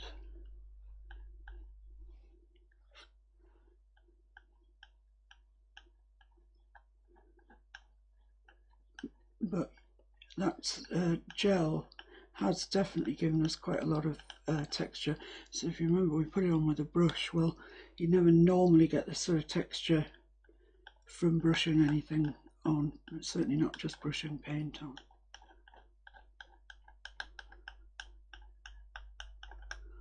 I'm just going to bring some of that colour down towards the centre. I seem to have left quite a large centre in this one. Not that it matters, it'll be fine, but I'll just bring it in a little bit.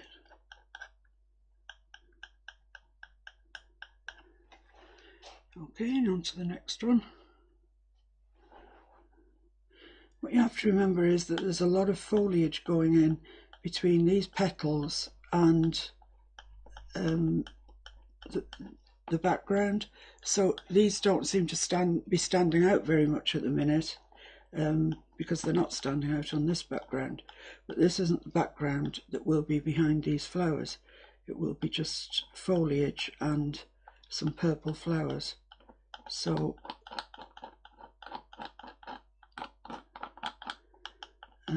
don't panic that they're not standing out at the minute, because they will be.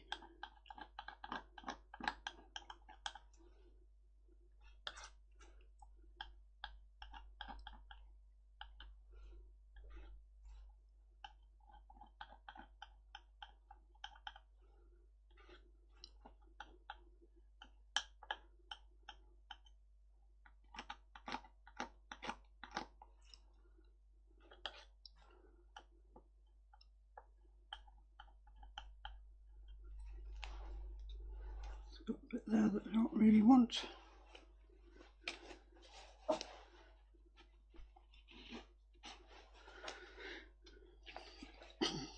They're looking quite nice though, quite like them.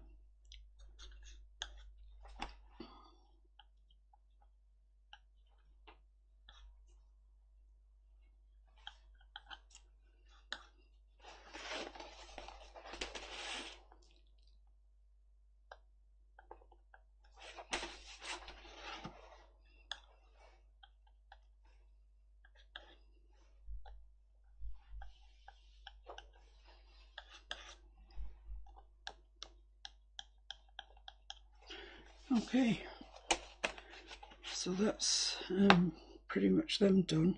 We need to let that dry, which won't take long because it is, it's ordinary acrylic, and then put the centres in. And I've been thinking about the centres, and I wanted some, I want some texture in the centres, more than I'm probably going to get with the heavy gel. So I was thinking about using modelling paste, which is quite a thick medium, and I think it might allow us to get some real texture in the centre of those. So I'm just going to have a look at it, if I can get into it. I'm not quite sure. Just to fix it, can you get into there?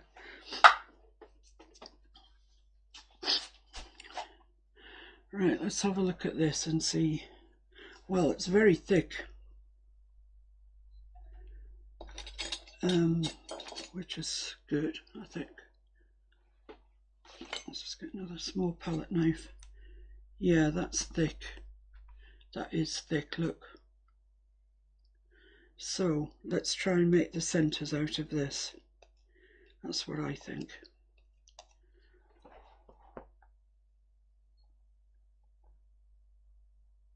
I'm just going to spread it round. I need to pick it up with the back of my palette knife like that. Spread it round where I want the centre to go. Just kind of there. And I quite like that texture actually that we've got on it there. I'm just dabbing my palette knife in, pulling it up just to give it even more texture. I think that's going to be fine, going to be good. We're learning some things, aren't we? Well, I am. It's very possible you know all about modelling paste already, but I certainly don't. Although I've obviously used it for something previously, because it's not a full tub. So I can't Can't remember that far back in history. But I think this is potentially a good idea.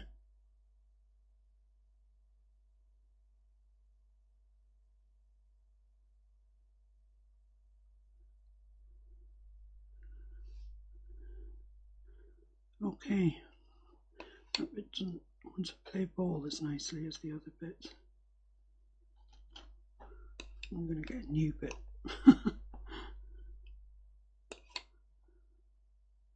Maybe a bit too much. Yeah, that's better. So there we are, centres to our really nice flowers. And see if that paint hasn't dried yet. So I'll just get the hairbrush at it. Hairbrush. Yeah, wave my hairbrush over it. That'll dry it. I'm going to get the hairdryer out.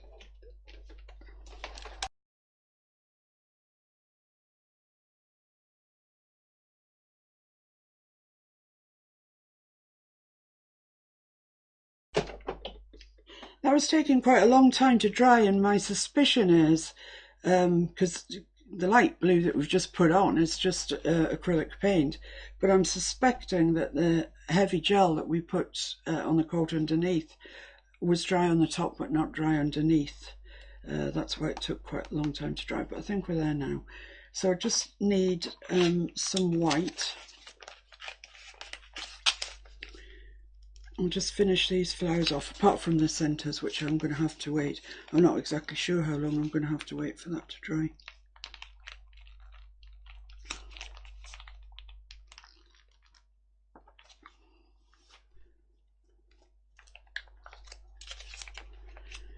And I'm going to take my white. I don't know why I put it up there, it's not convenient. And just a very little bit of this light blue, because I want these highlights to be really, really light, but I don't want them to be white. So that's a nice, very nice light blue there, which will do us nicely. I'll just pick up a little bit of, oh, that's a lot, a little bit of this, and we just want some highlights.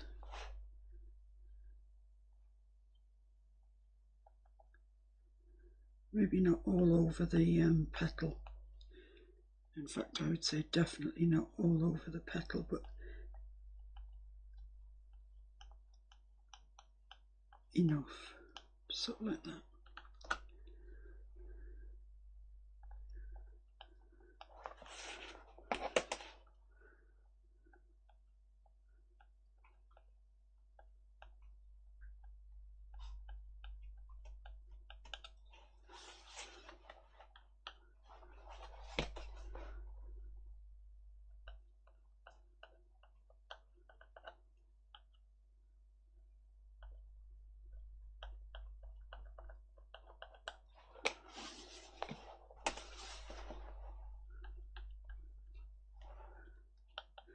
Try and remember that the centre, if you've used modelling paste, try and remember that the centres will be wet, so don't try not to squish them up too much.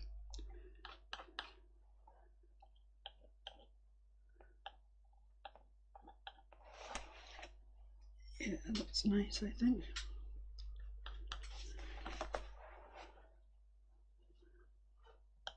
These two here have become somewhat amalgamated, these two petals, so we'll just we'll use this highlight to differentiate between the two if we can.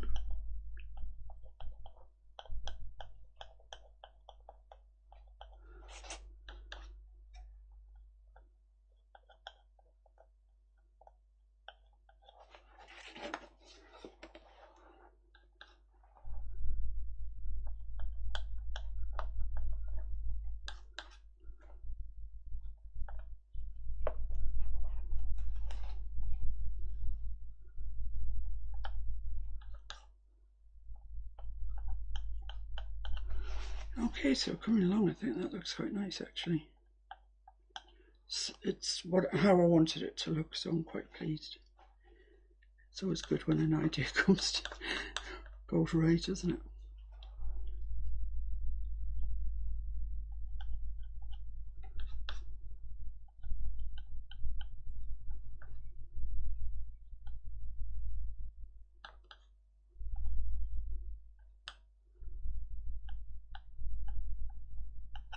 So I think that's enough. I think we've got enough layers. I think I like the colours showing up quite well there on the monitor, so I'm quite happy with that. So the next thing that we need to do, if we check back with our original here, all we've managed to do is these 3 flowers, but there is a load of other flowers. There's all these purple ones. But I think before we put the purple in, we really need to address the foliage, because if we put the purple in, we're going to be a bit snookered as to how we can get in and do the foliage. So, you know, at least do the foliage around these flowers. So that's our next job. So we need some greens, which I have out here. Slightly worrying myself by how organised I am. And so we need to choose a colour for our foliage. I quite like the dark, and I quite like the very vibrant green. So I think it's probably going to be those two that are flavour of the day today. There is an argument for this phthalo green actually, because it's got a lot of blue in it, an awful lot of blue in it. I'm just wondering if I'm talking myself into using that. It does go very well with the turquoises. Yeah, I think I'll start with the phthalo.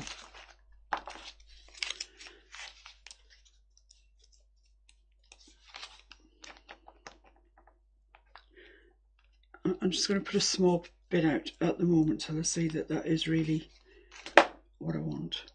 And I'm going to use a different palette knife this time from my palette knife selection. I'm going to use this one, long thin one, and I might also want to use that one. I don't know, I'll leave them out, see where we get to. So with my weapon of choice, which is this one, let's just put some phthalo in first and see what we think of it. I think on reflection it is the right colour, the right shade, should I say, of green. Now I'm not familiar with using this palette knife, so it's a bit of trial and error. But the thing about these sort of paintings is very forgiving. Now I've got space in here between these 2 petals that I just sort of want to fill in with a bit of foliage. So let's come down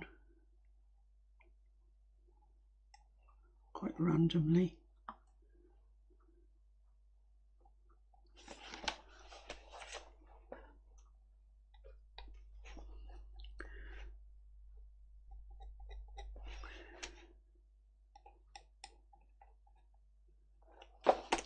I want the impression that the foliage is coming out of the bottom. There will be some at the top, and there'll be some in between these, but the sort of main thrust of it, if you like, is coming from the bottom of these flowers. These flowers are not actually even in yet, but they will be. They'll be purple.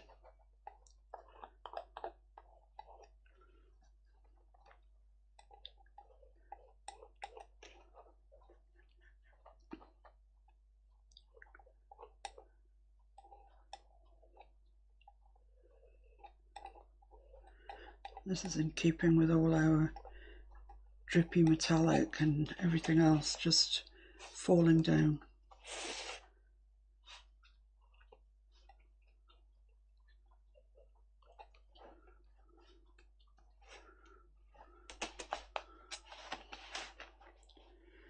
I've got to keep looking at it to make sure that I want some green in there for sure.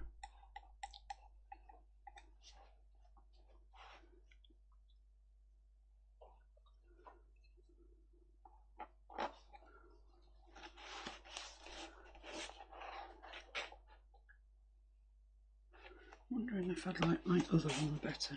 I can't seem to get enough pressure on that. I think it's lack of experience actually, which only comes with using it.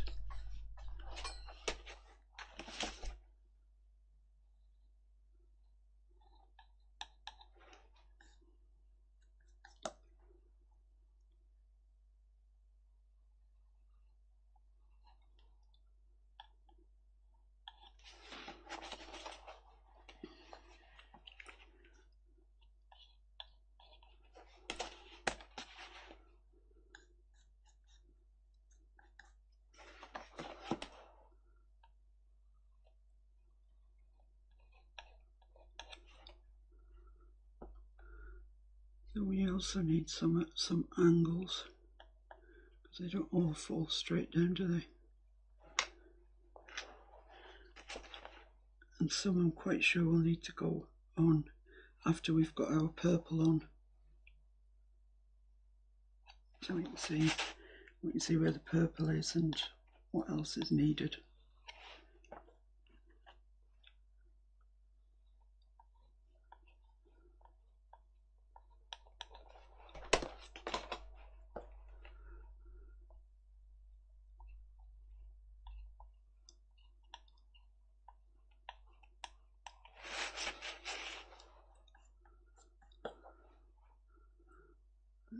Put some green up into there. Just split these two up a little bit.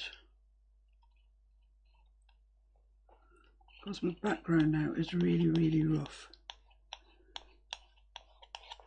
which is nice. I'm getting, get some nice palette knife marks.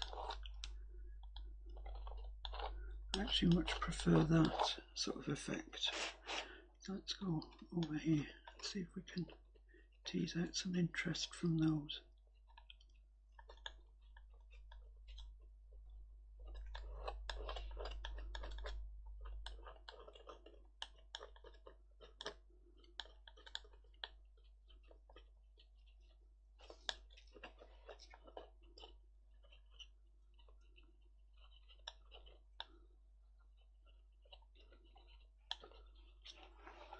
Yeah, I think that looks nicer, I think. It's nice to have this very dark green nestled up against this light colour. That's something that you're kind of always aiming for in a painting, is your lightest light and your darkest dark, and here that's what we've got, juxtaposed perfectly really. So it brings your flowers forward. They really become incredibly bright when they're playing against a dark.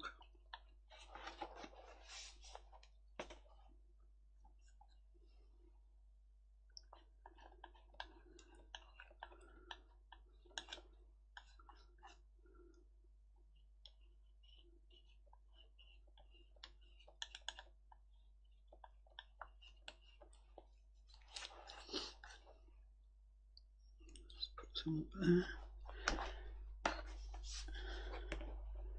So I like how it's progressing. I don't think we need masses more than that. Maybe a little bit up there.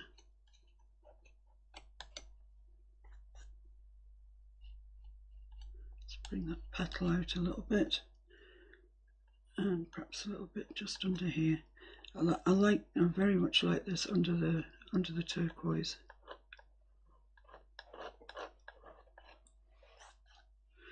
And I like the fact that we've chosen phthalo. I think that's a good colour choice. Okay. Actually, on the monitor that looks very dark, that phthalo. It's not actually that dark in reality. Let me just see where I can get some more of this on. I don't want to leave our purple flowers stranded. I want them to have a sort of background of something that they can nestle on.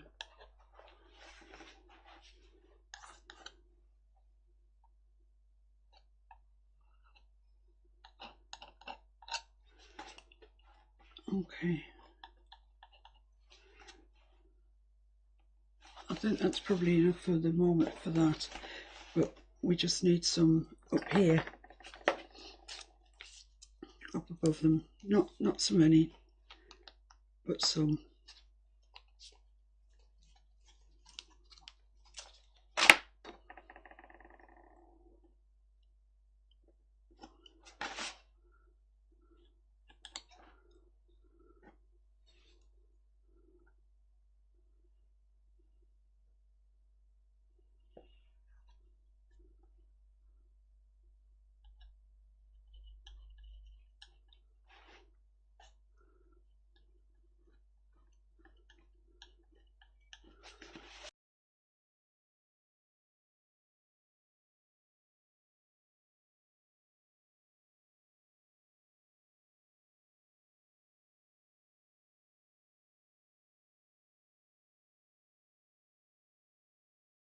Doesn't give the idea that they're leaves, but I think your eye does that for you anyway. The flowers and there's something green around them. Your eye's telling your brain it's seeing leaves, which is very clever.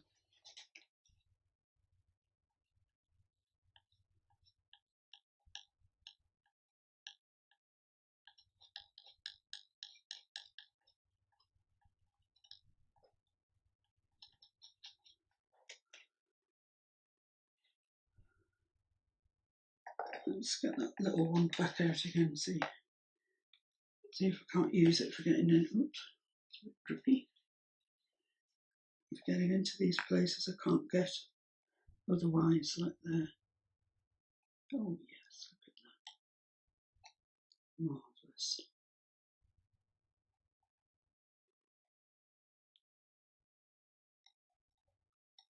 I'm quite sure there'll be purple flowers going here, but let's just err on the side of caution.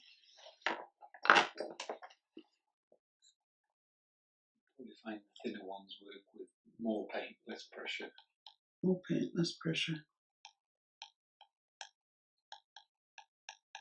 Okay, I haven't really got anywhere for it at the moment. You shouldn't have to bend your palette knife. More paint then. More paint, Doctor.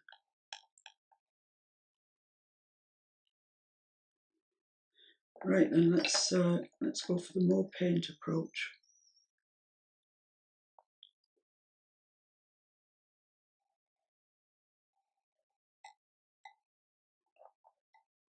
Yeah.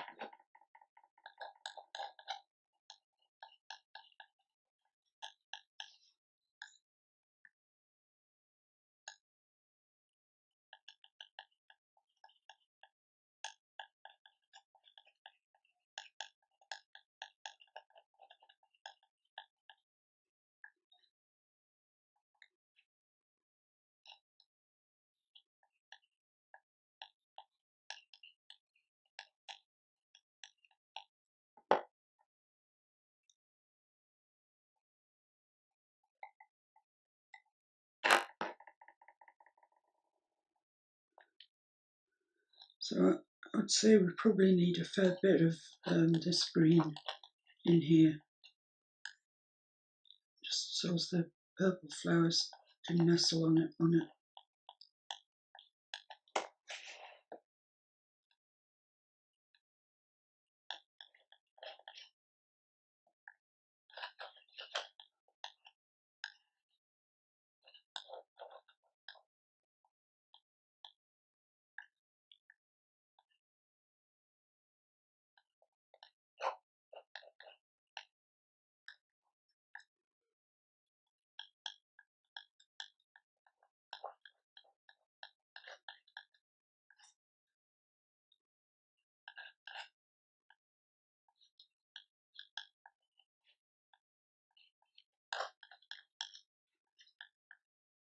A leaf up here.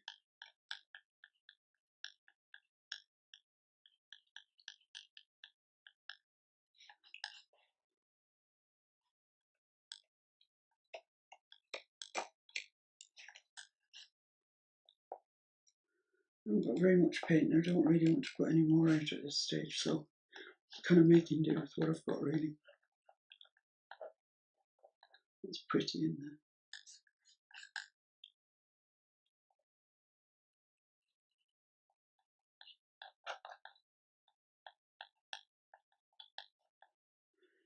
Okay, so let's have a look at that then. I think that's looking pretty nice, really. Maybe it's a bit sparse in there. See if I can just round up enough paint, just put a little mark in there. Yeah.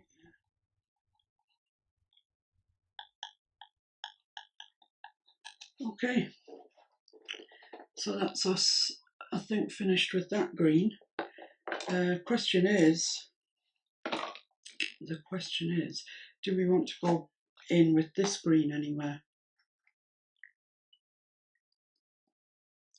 Let's have a look at it on the monitor. It looks all so very dark on the monitor, but it actually, it isn't. Just let that dry and have a think about that for a minute.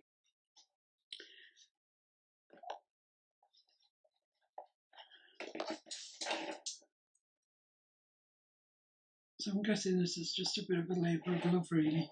Ooh, I've gone into my turquoise there. I wouldn't recommend cleaning it off with your finger that you've just dabbed in your mouth, and it works.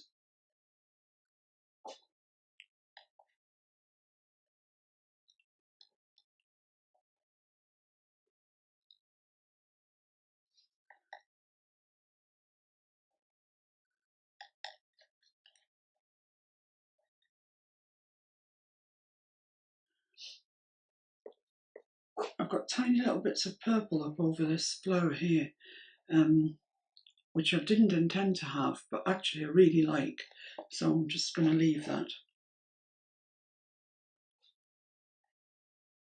So I just want random sort of petals of purple. That's a bit much there.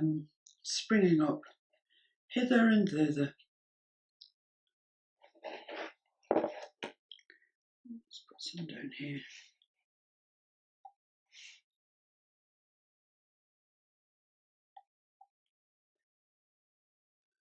And in here, just a couple.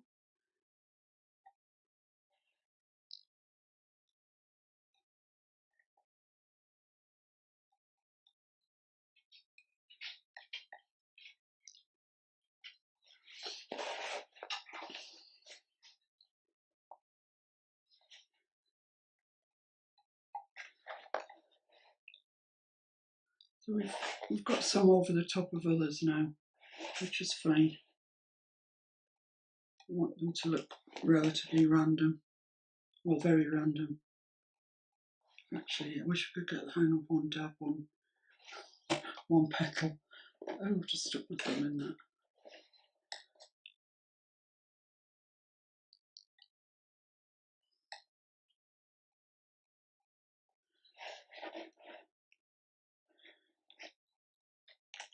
So we'll just carry on towards the top here now.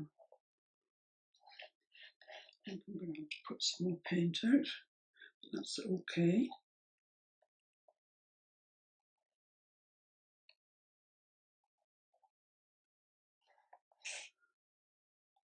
That one coming over there.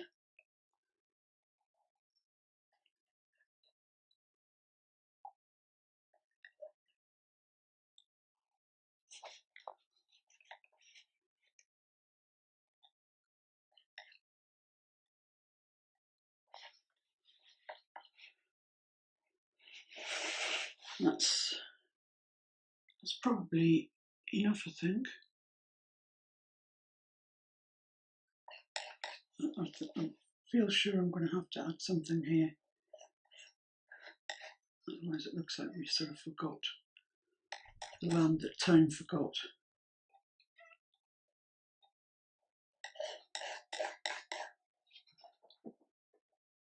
There we are. Right, okay. Yeah, I'm happy with that. That's fine. Put that in the water, give that a dry.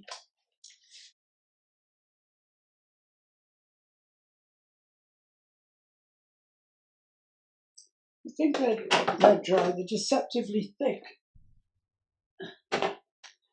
when you've put them on with a palette knife, so they do take a little while to dry. But what I'm going to do, just to give them a good chance of being bone dry, is I'm going to put the centres of these on. Now, if I had left them overnight, I would put them on with a palette knife. As it is, I'm going to brush them in with just with a paintbrush. And I'm going to use the same yellow, which is like azo yellow that we've used on the background. I don't really want to be introducing any more colours at the moment.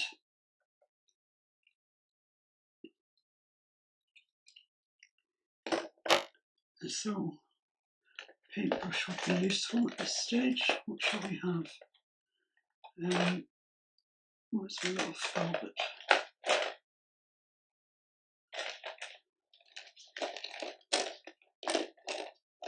Well, I've got a tiny filbert here, that will do the job. So we'll just damp it. Pick up a little bit of yellow.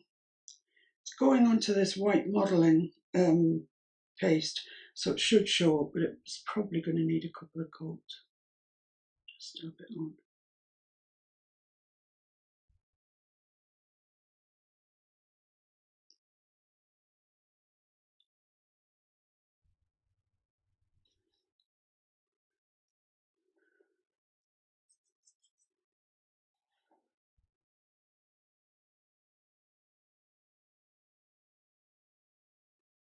So we're trying to avoid touching the purple, which is still just a little bit wet. So that's nice. You've still got the texture with it, even although we have put it on with a brush. Just dab it like that, gentle dabs.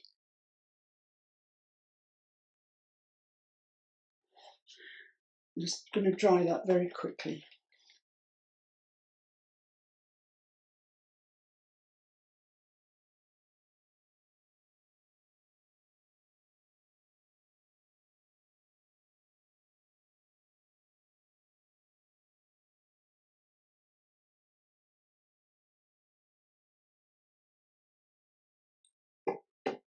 Just come back in with another coat. The soot's got plenty on there.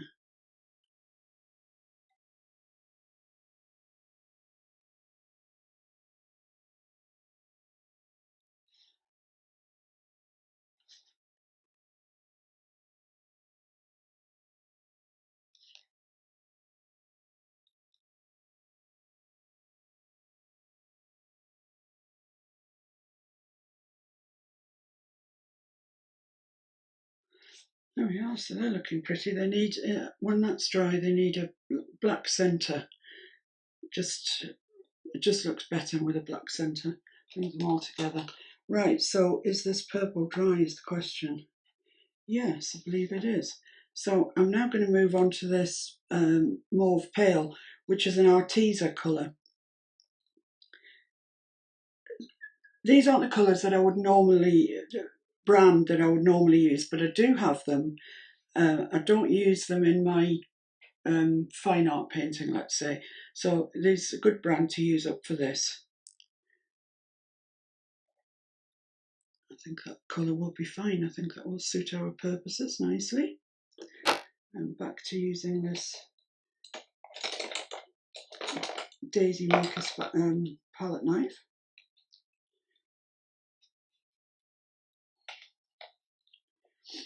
Let's see how we get on with this then. It's got slightly more body to it than the Peebo, but not masses, but just for your interest, slightly more. Now I want to put this on, but we don't want to cover all of the purple that we put on before. It's got a bit too much on there.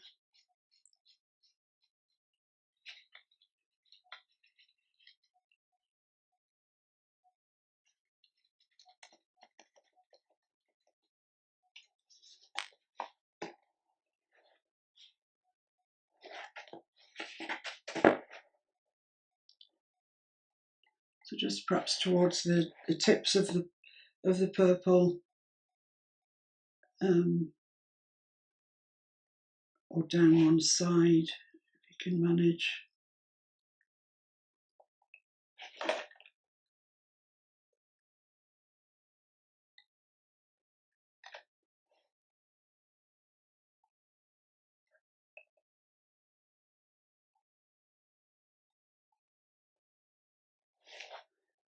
So definitely leave it so we can see the purple underneath.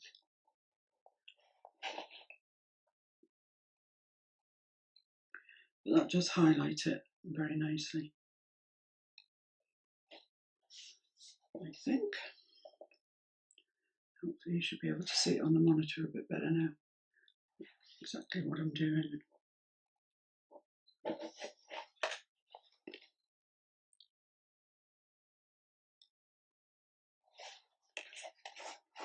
And these purple flowers also have a yellow centre.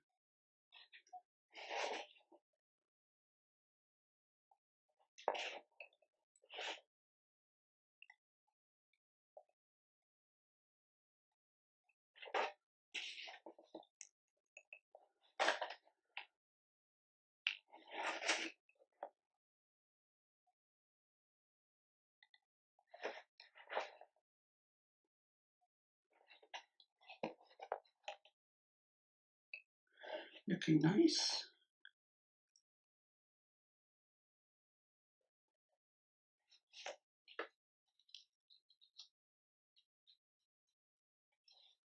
It's quite difficult with a palette knife actually, avoiding the whole length of it wants to lie down flat. The other way, you won't be around. I know, but then I don't get the nice point on the end. And that end. If you know the side of the knife rather than the bottom, you probably would.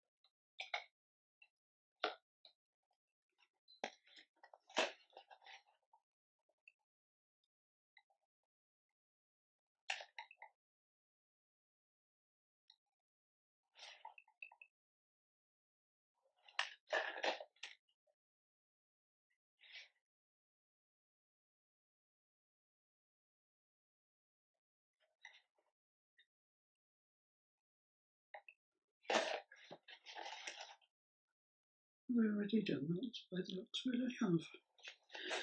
Right. So there's our highlights into there. And I'm very tempted to make a lighter highlight colour as well, because they are sitting right back.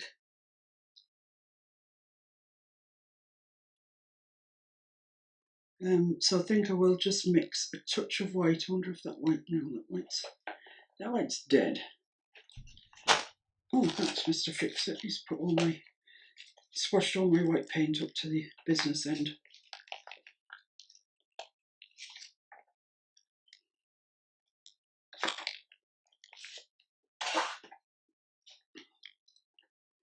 Just mix a little bit through first, and a bit more than that. Yeah, that's probably about it, really. I don't really want to put too much of this onto the petals. Certainly not every one. I just want it to really look like a highlight.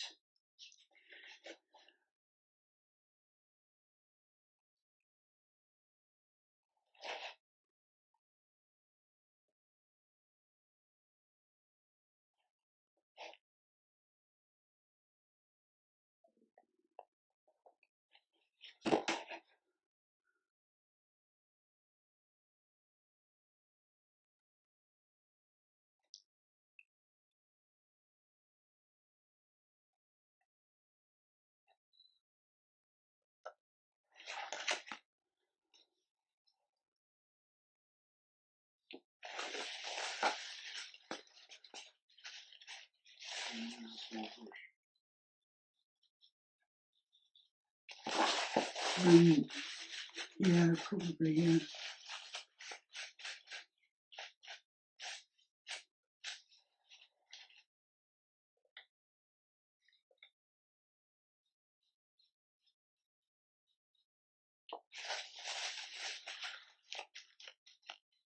And so that's a lesson in how to fix acrylic when you get it where you don't want it. So yeah, as I said, it's probably easier with a small brush.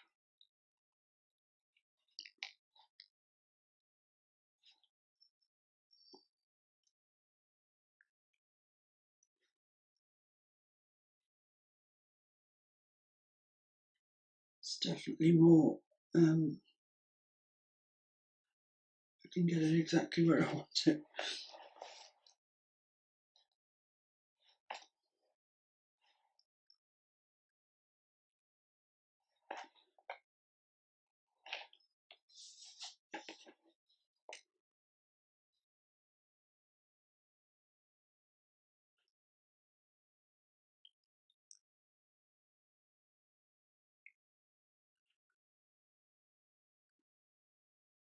So I'm not following a pattern here. I'm not saying the light's coming from any direction.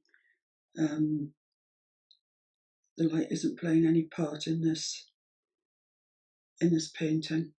I mean, it generally always does. It's always a major consideration which side your light's coming from, but on this occasion, that's not the case. I'm not aware of any light anywhere, really. Okay, so let's have a look and see if that's enough. Yes, I think that's plenty. I think they're looking nice. So now we need to put the centres in those, and like I said, they're going to be yellow, but because the yellow is going to be going onto a dark colour, we need to mix the yellow with some white first for a bit of opacity. So we've got our yellow here, we've got some white here, mix the two together.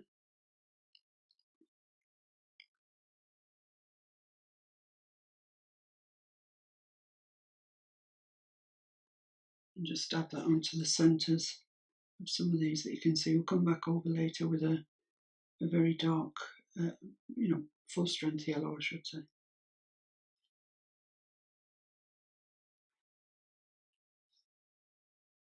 But we're beginning to see where we're going, I think, with this.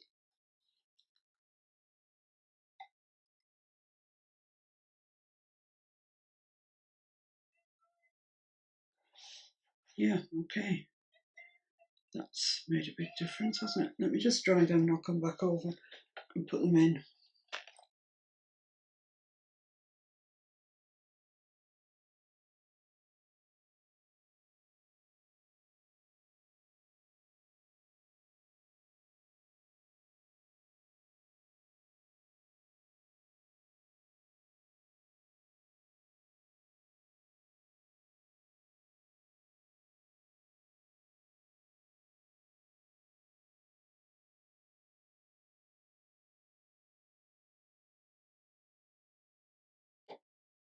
They should be dry now and able to accept the full strength yellow. Give us some nice bright centres.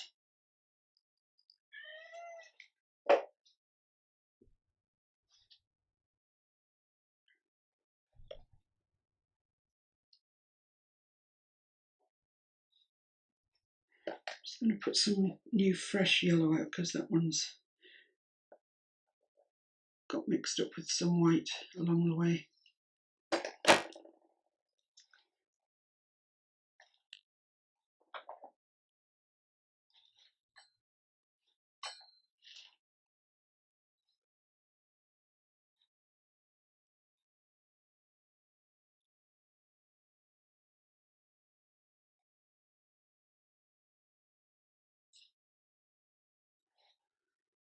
Okay, right, so ostensibly we're nearing completion really. It's at this stage that you need to take a look at your painting and work out whether you actually want to add any more to it. So I'm looking at this on the monitor. It's looking all right, it's looking nice. I do need to put the black centres in those large ones. So I'll just get some black.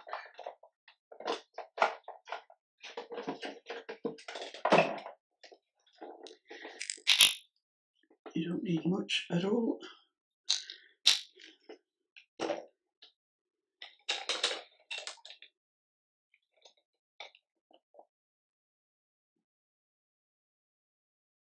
And it is literally just in the centre.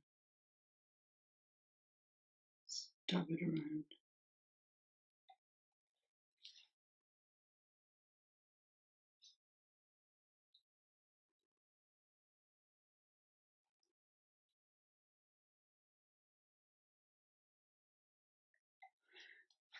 Okay. Yeah, that looks nice. I like that. Are these dry yet? No, not quite. It's just going to give those purple ones another little bit of yellow in the centre. As soon as they dry, I will do that because we really want the centres to pop. It brings your eye then to the flowers. Right. So I do think that I want to add some more, a little bit more foliage. The question is, what colour do I use? I really like this very bright green, but I don't know if I've got enough greens in here already that it would be too much.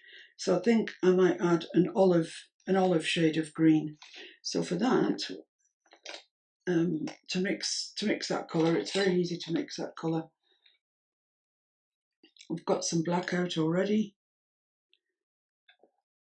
We need some yellow, which is already in our palette. Mix them together and put the lid on the yellow yet till I see what colour we're getting. Oh, it's a very weak yellow.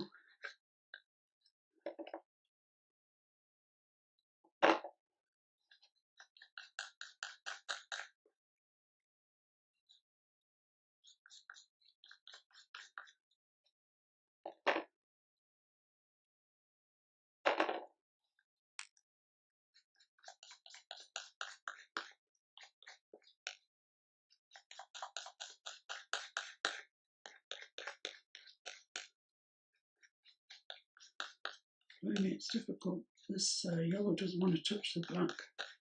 We're getting there.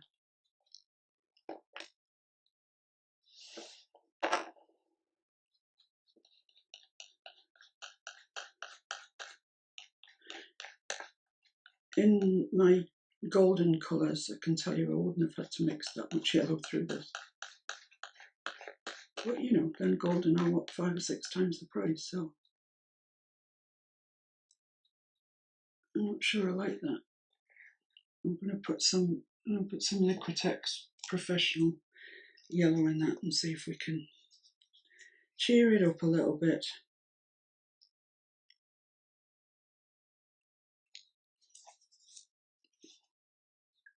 I want an olive green, I don't want mud.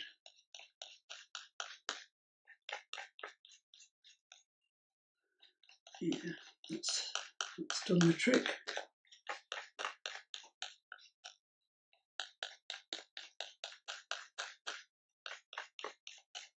Yeah, that's a nice olive green now. Ordinarily, I would recommend that you mix your olive greens this way because you get lots of variations, and it's ordinarily very easy. Bit of black, bit of yellow, you've got an olive green. So there we are. I think I will use a brush, and I think I'm going to use one of my sort of special brushes, really, more specialised. This one's dropping to pieces now, it's had a hard life. But it's called a dagger, a sword. It's called a sword. I don't know. Oh, or a dagger. People call them that. Oh, right, okay. So it's called after a killing instrument. It says on here that it is a quarter inch kippers. I don't know why it's got kippers on there. It's a sword. It's that sort of shape. It's a bit different from the angle shader. That's the angle shader that you can see here. It's longer to the toe and it's got more bristles in it. And I'll show you now what it does. So pick up your paint as you would normally, load it on each side. And makes fantastic sort of long leaves. Like that. So it's that colour in keeping with our painting. Yeah, I don't think it's annoying me or jarring.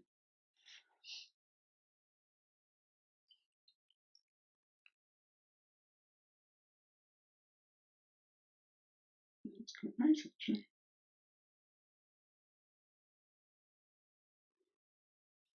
Don't forget to alter the angle of your foliage.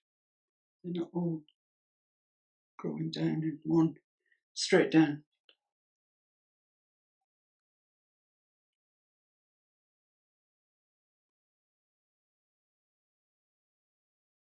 Try not to cover up the metallic bits if you can help it, because they were quite hard fought for.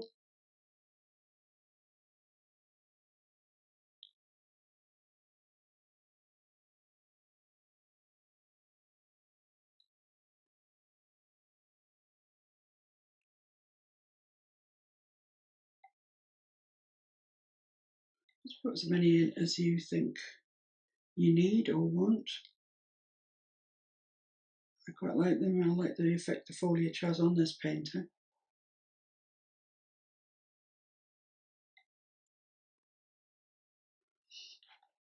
I have to come back and consider the centre there, where there will be some foliage, but I don't know that we can necessarily see each sort of leaf.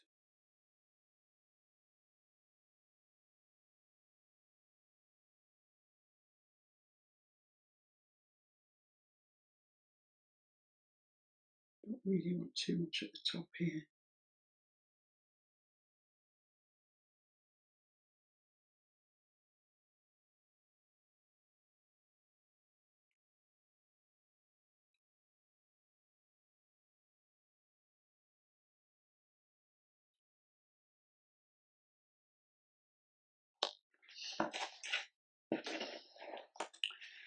So yeah, that's nice.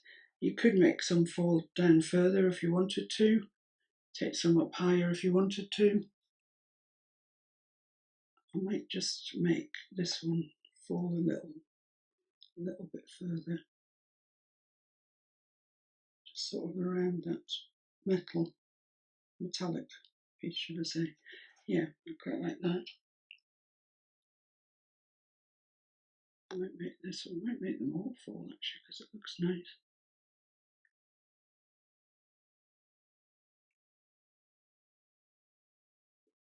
I like it, I like that.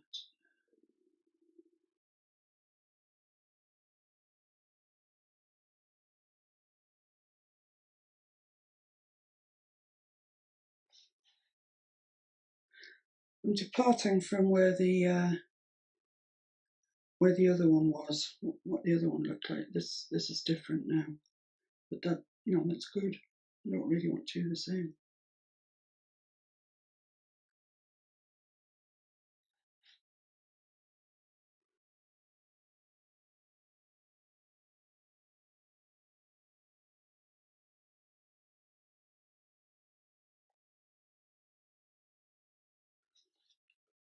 Yeah, I like that.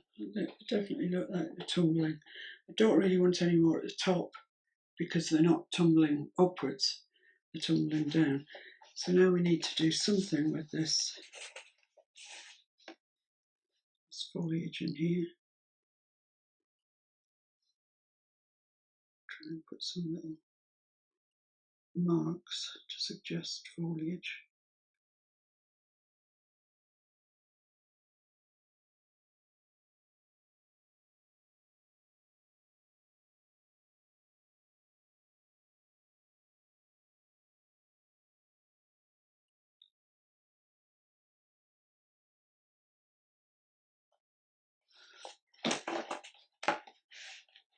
Okay, I don't think there's much more I can do really with regards to that. I quite like it. It's quite nice. Don't know whether to bring some of that phthalo green down just into some of those, just to extend it down. And the answer is yes.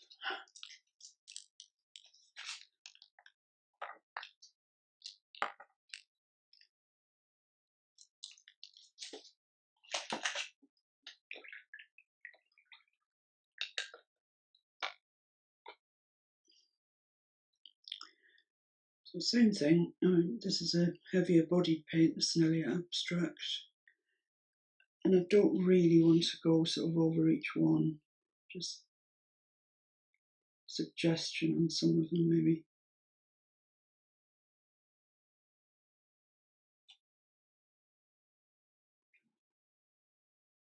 So I'm just sort of going on one side or,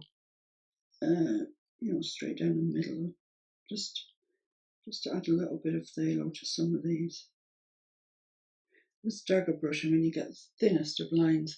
If you're looking for a brush that's sort of, what shall I call it, a non-conformist, not your regular flats, brights, whatever, then I would go for a dagger brush. I think they're really, really useful.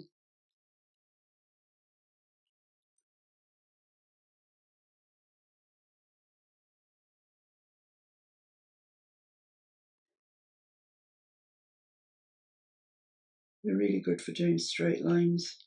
If you've got a window or a wall, or straight like horizon, any sort of straight line. They're really, really excellent.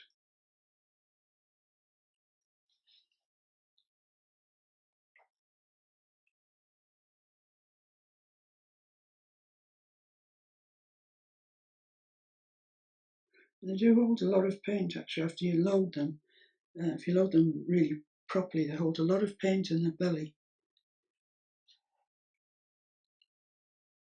which is great. You don't have to keep going backwards and forwards for more paint all the time.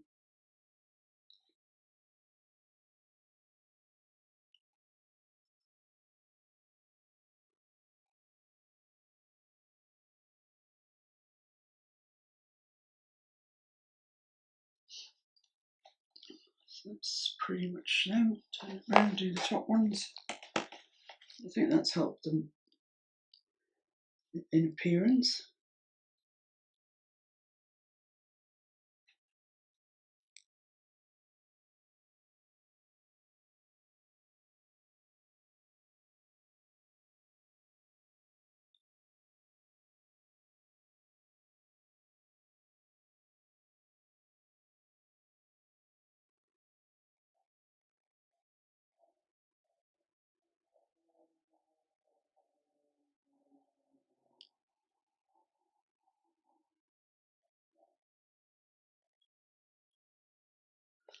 Okay, so there we are.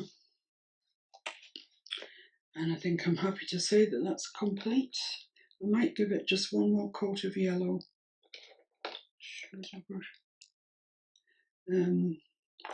Which is why I left the lid off. And look at this vast amount of olive green paint we've got mixed. Which is a shame, it just took loads of yellow. What can I do? Just tap these centres back into here so they're really nice and bright.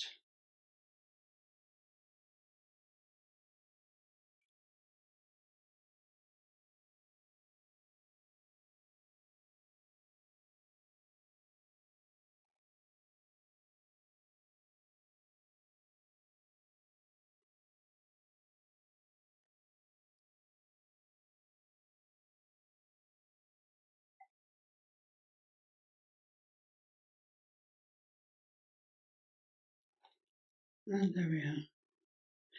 So I think that's it. I think really hope you've enjoyed learning alongside me with what this stuff, heavy gel gloss, does, and also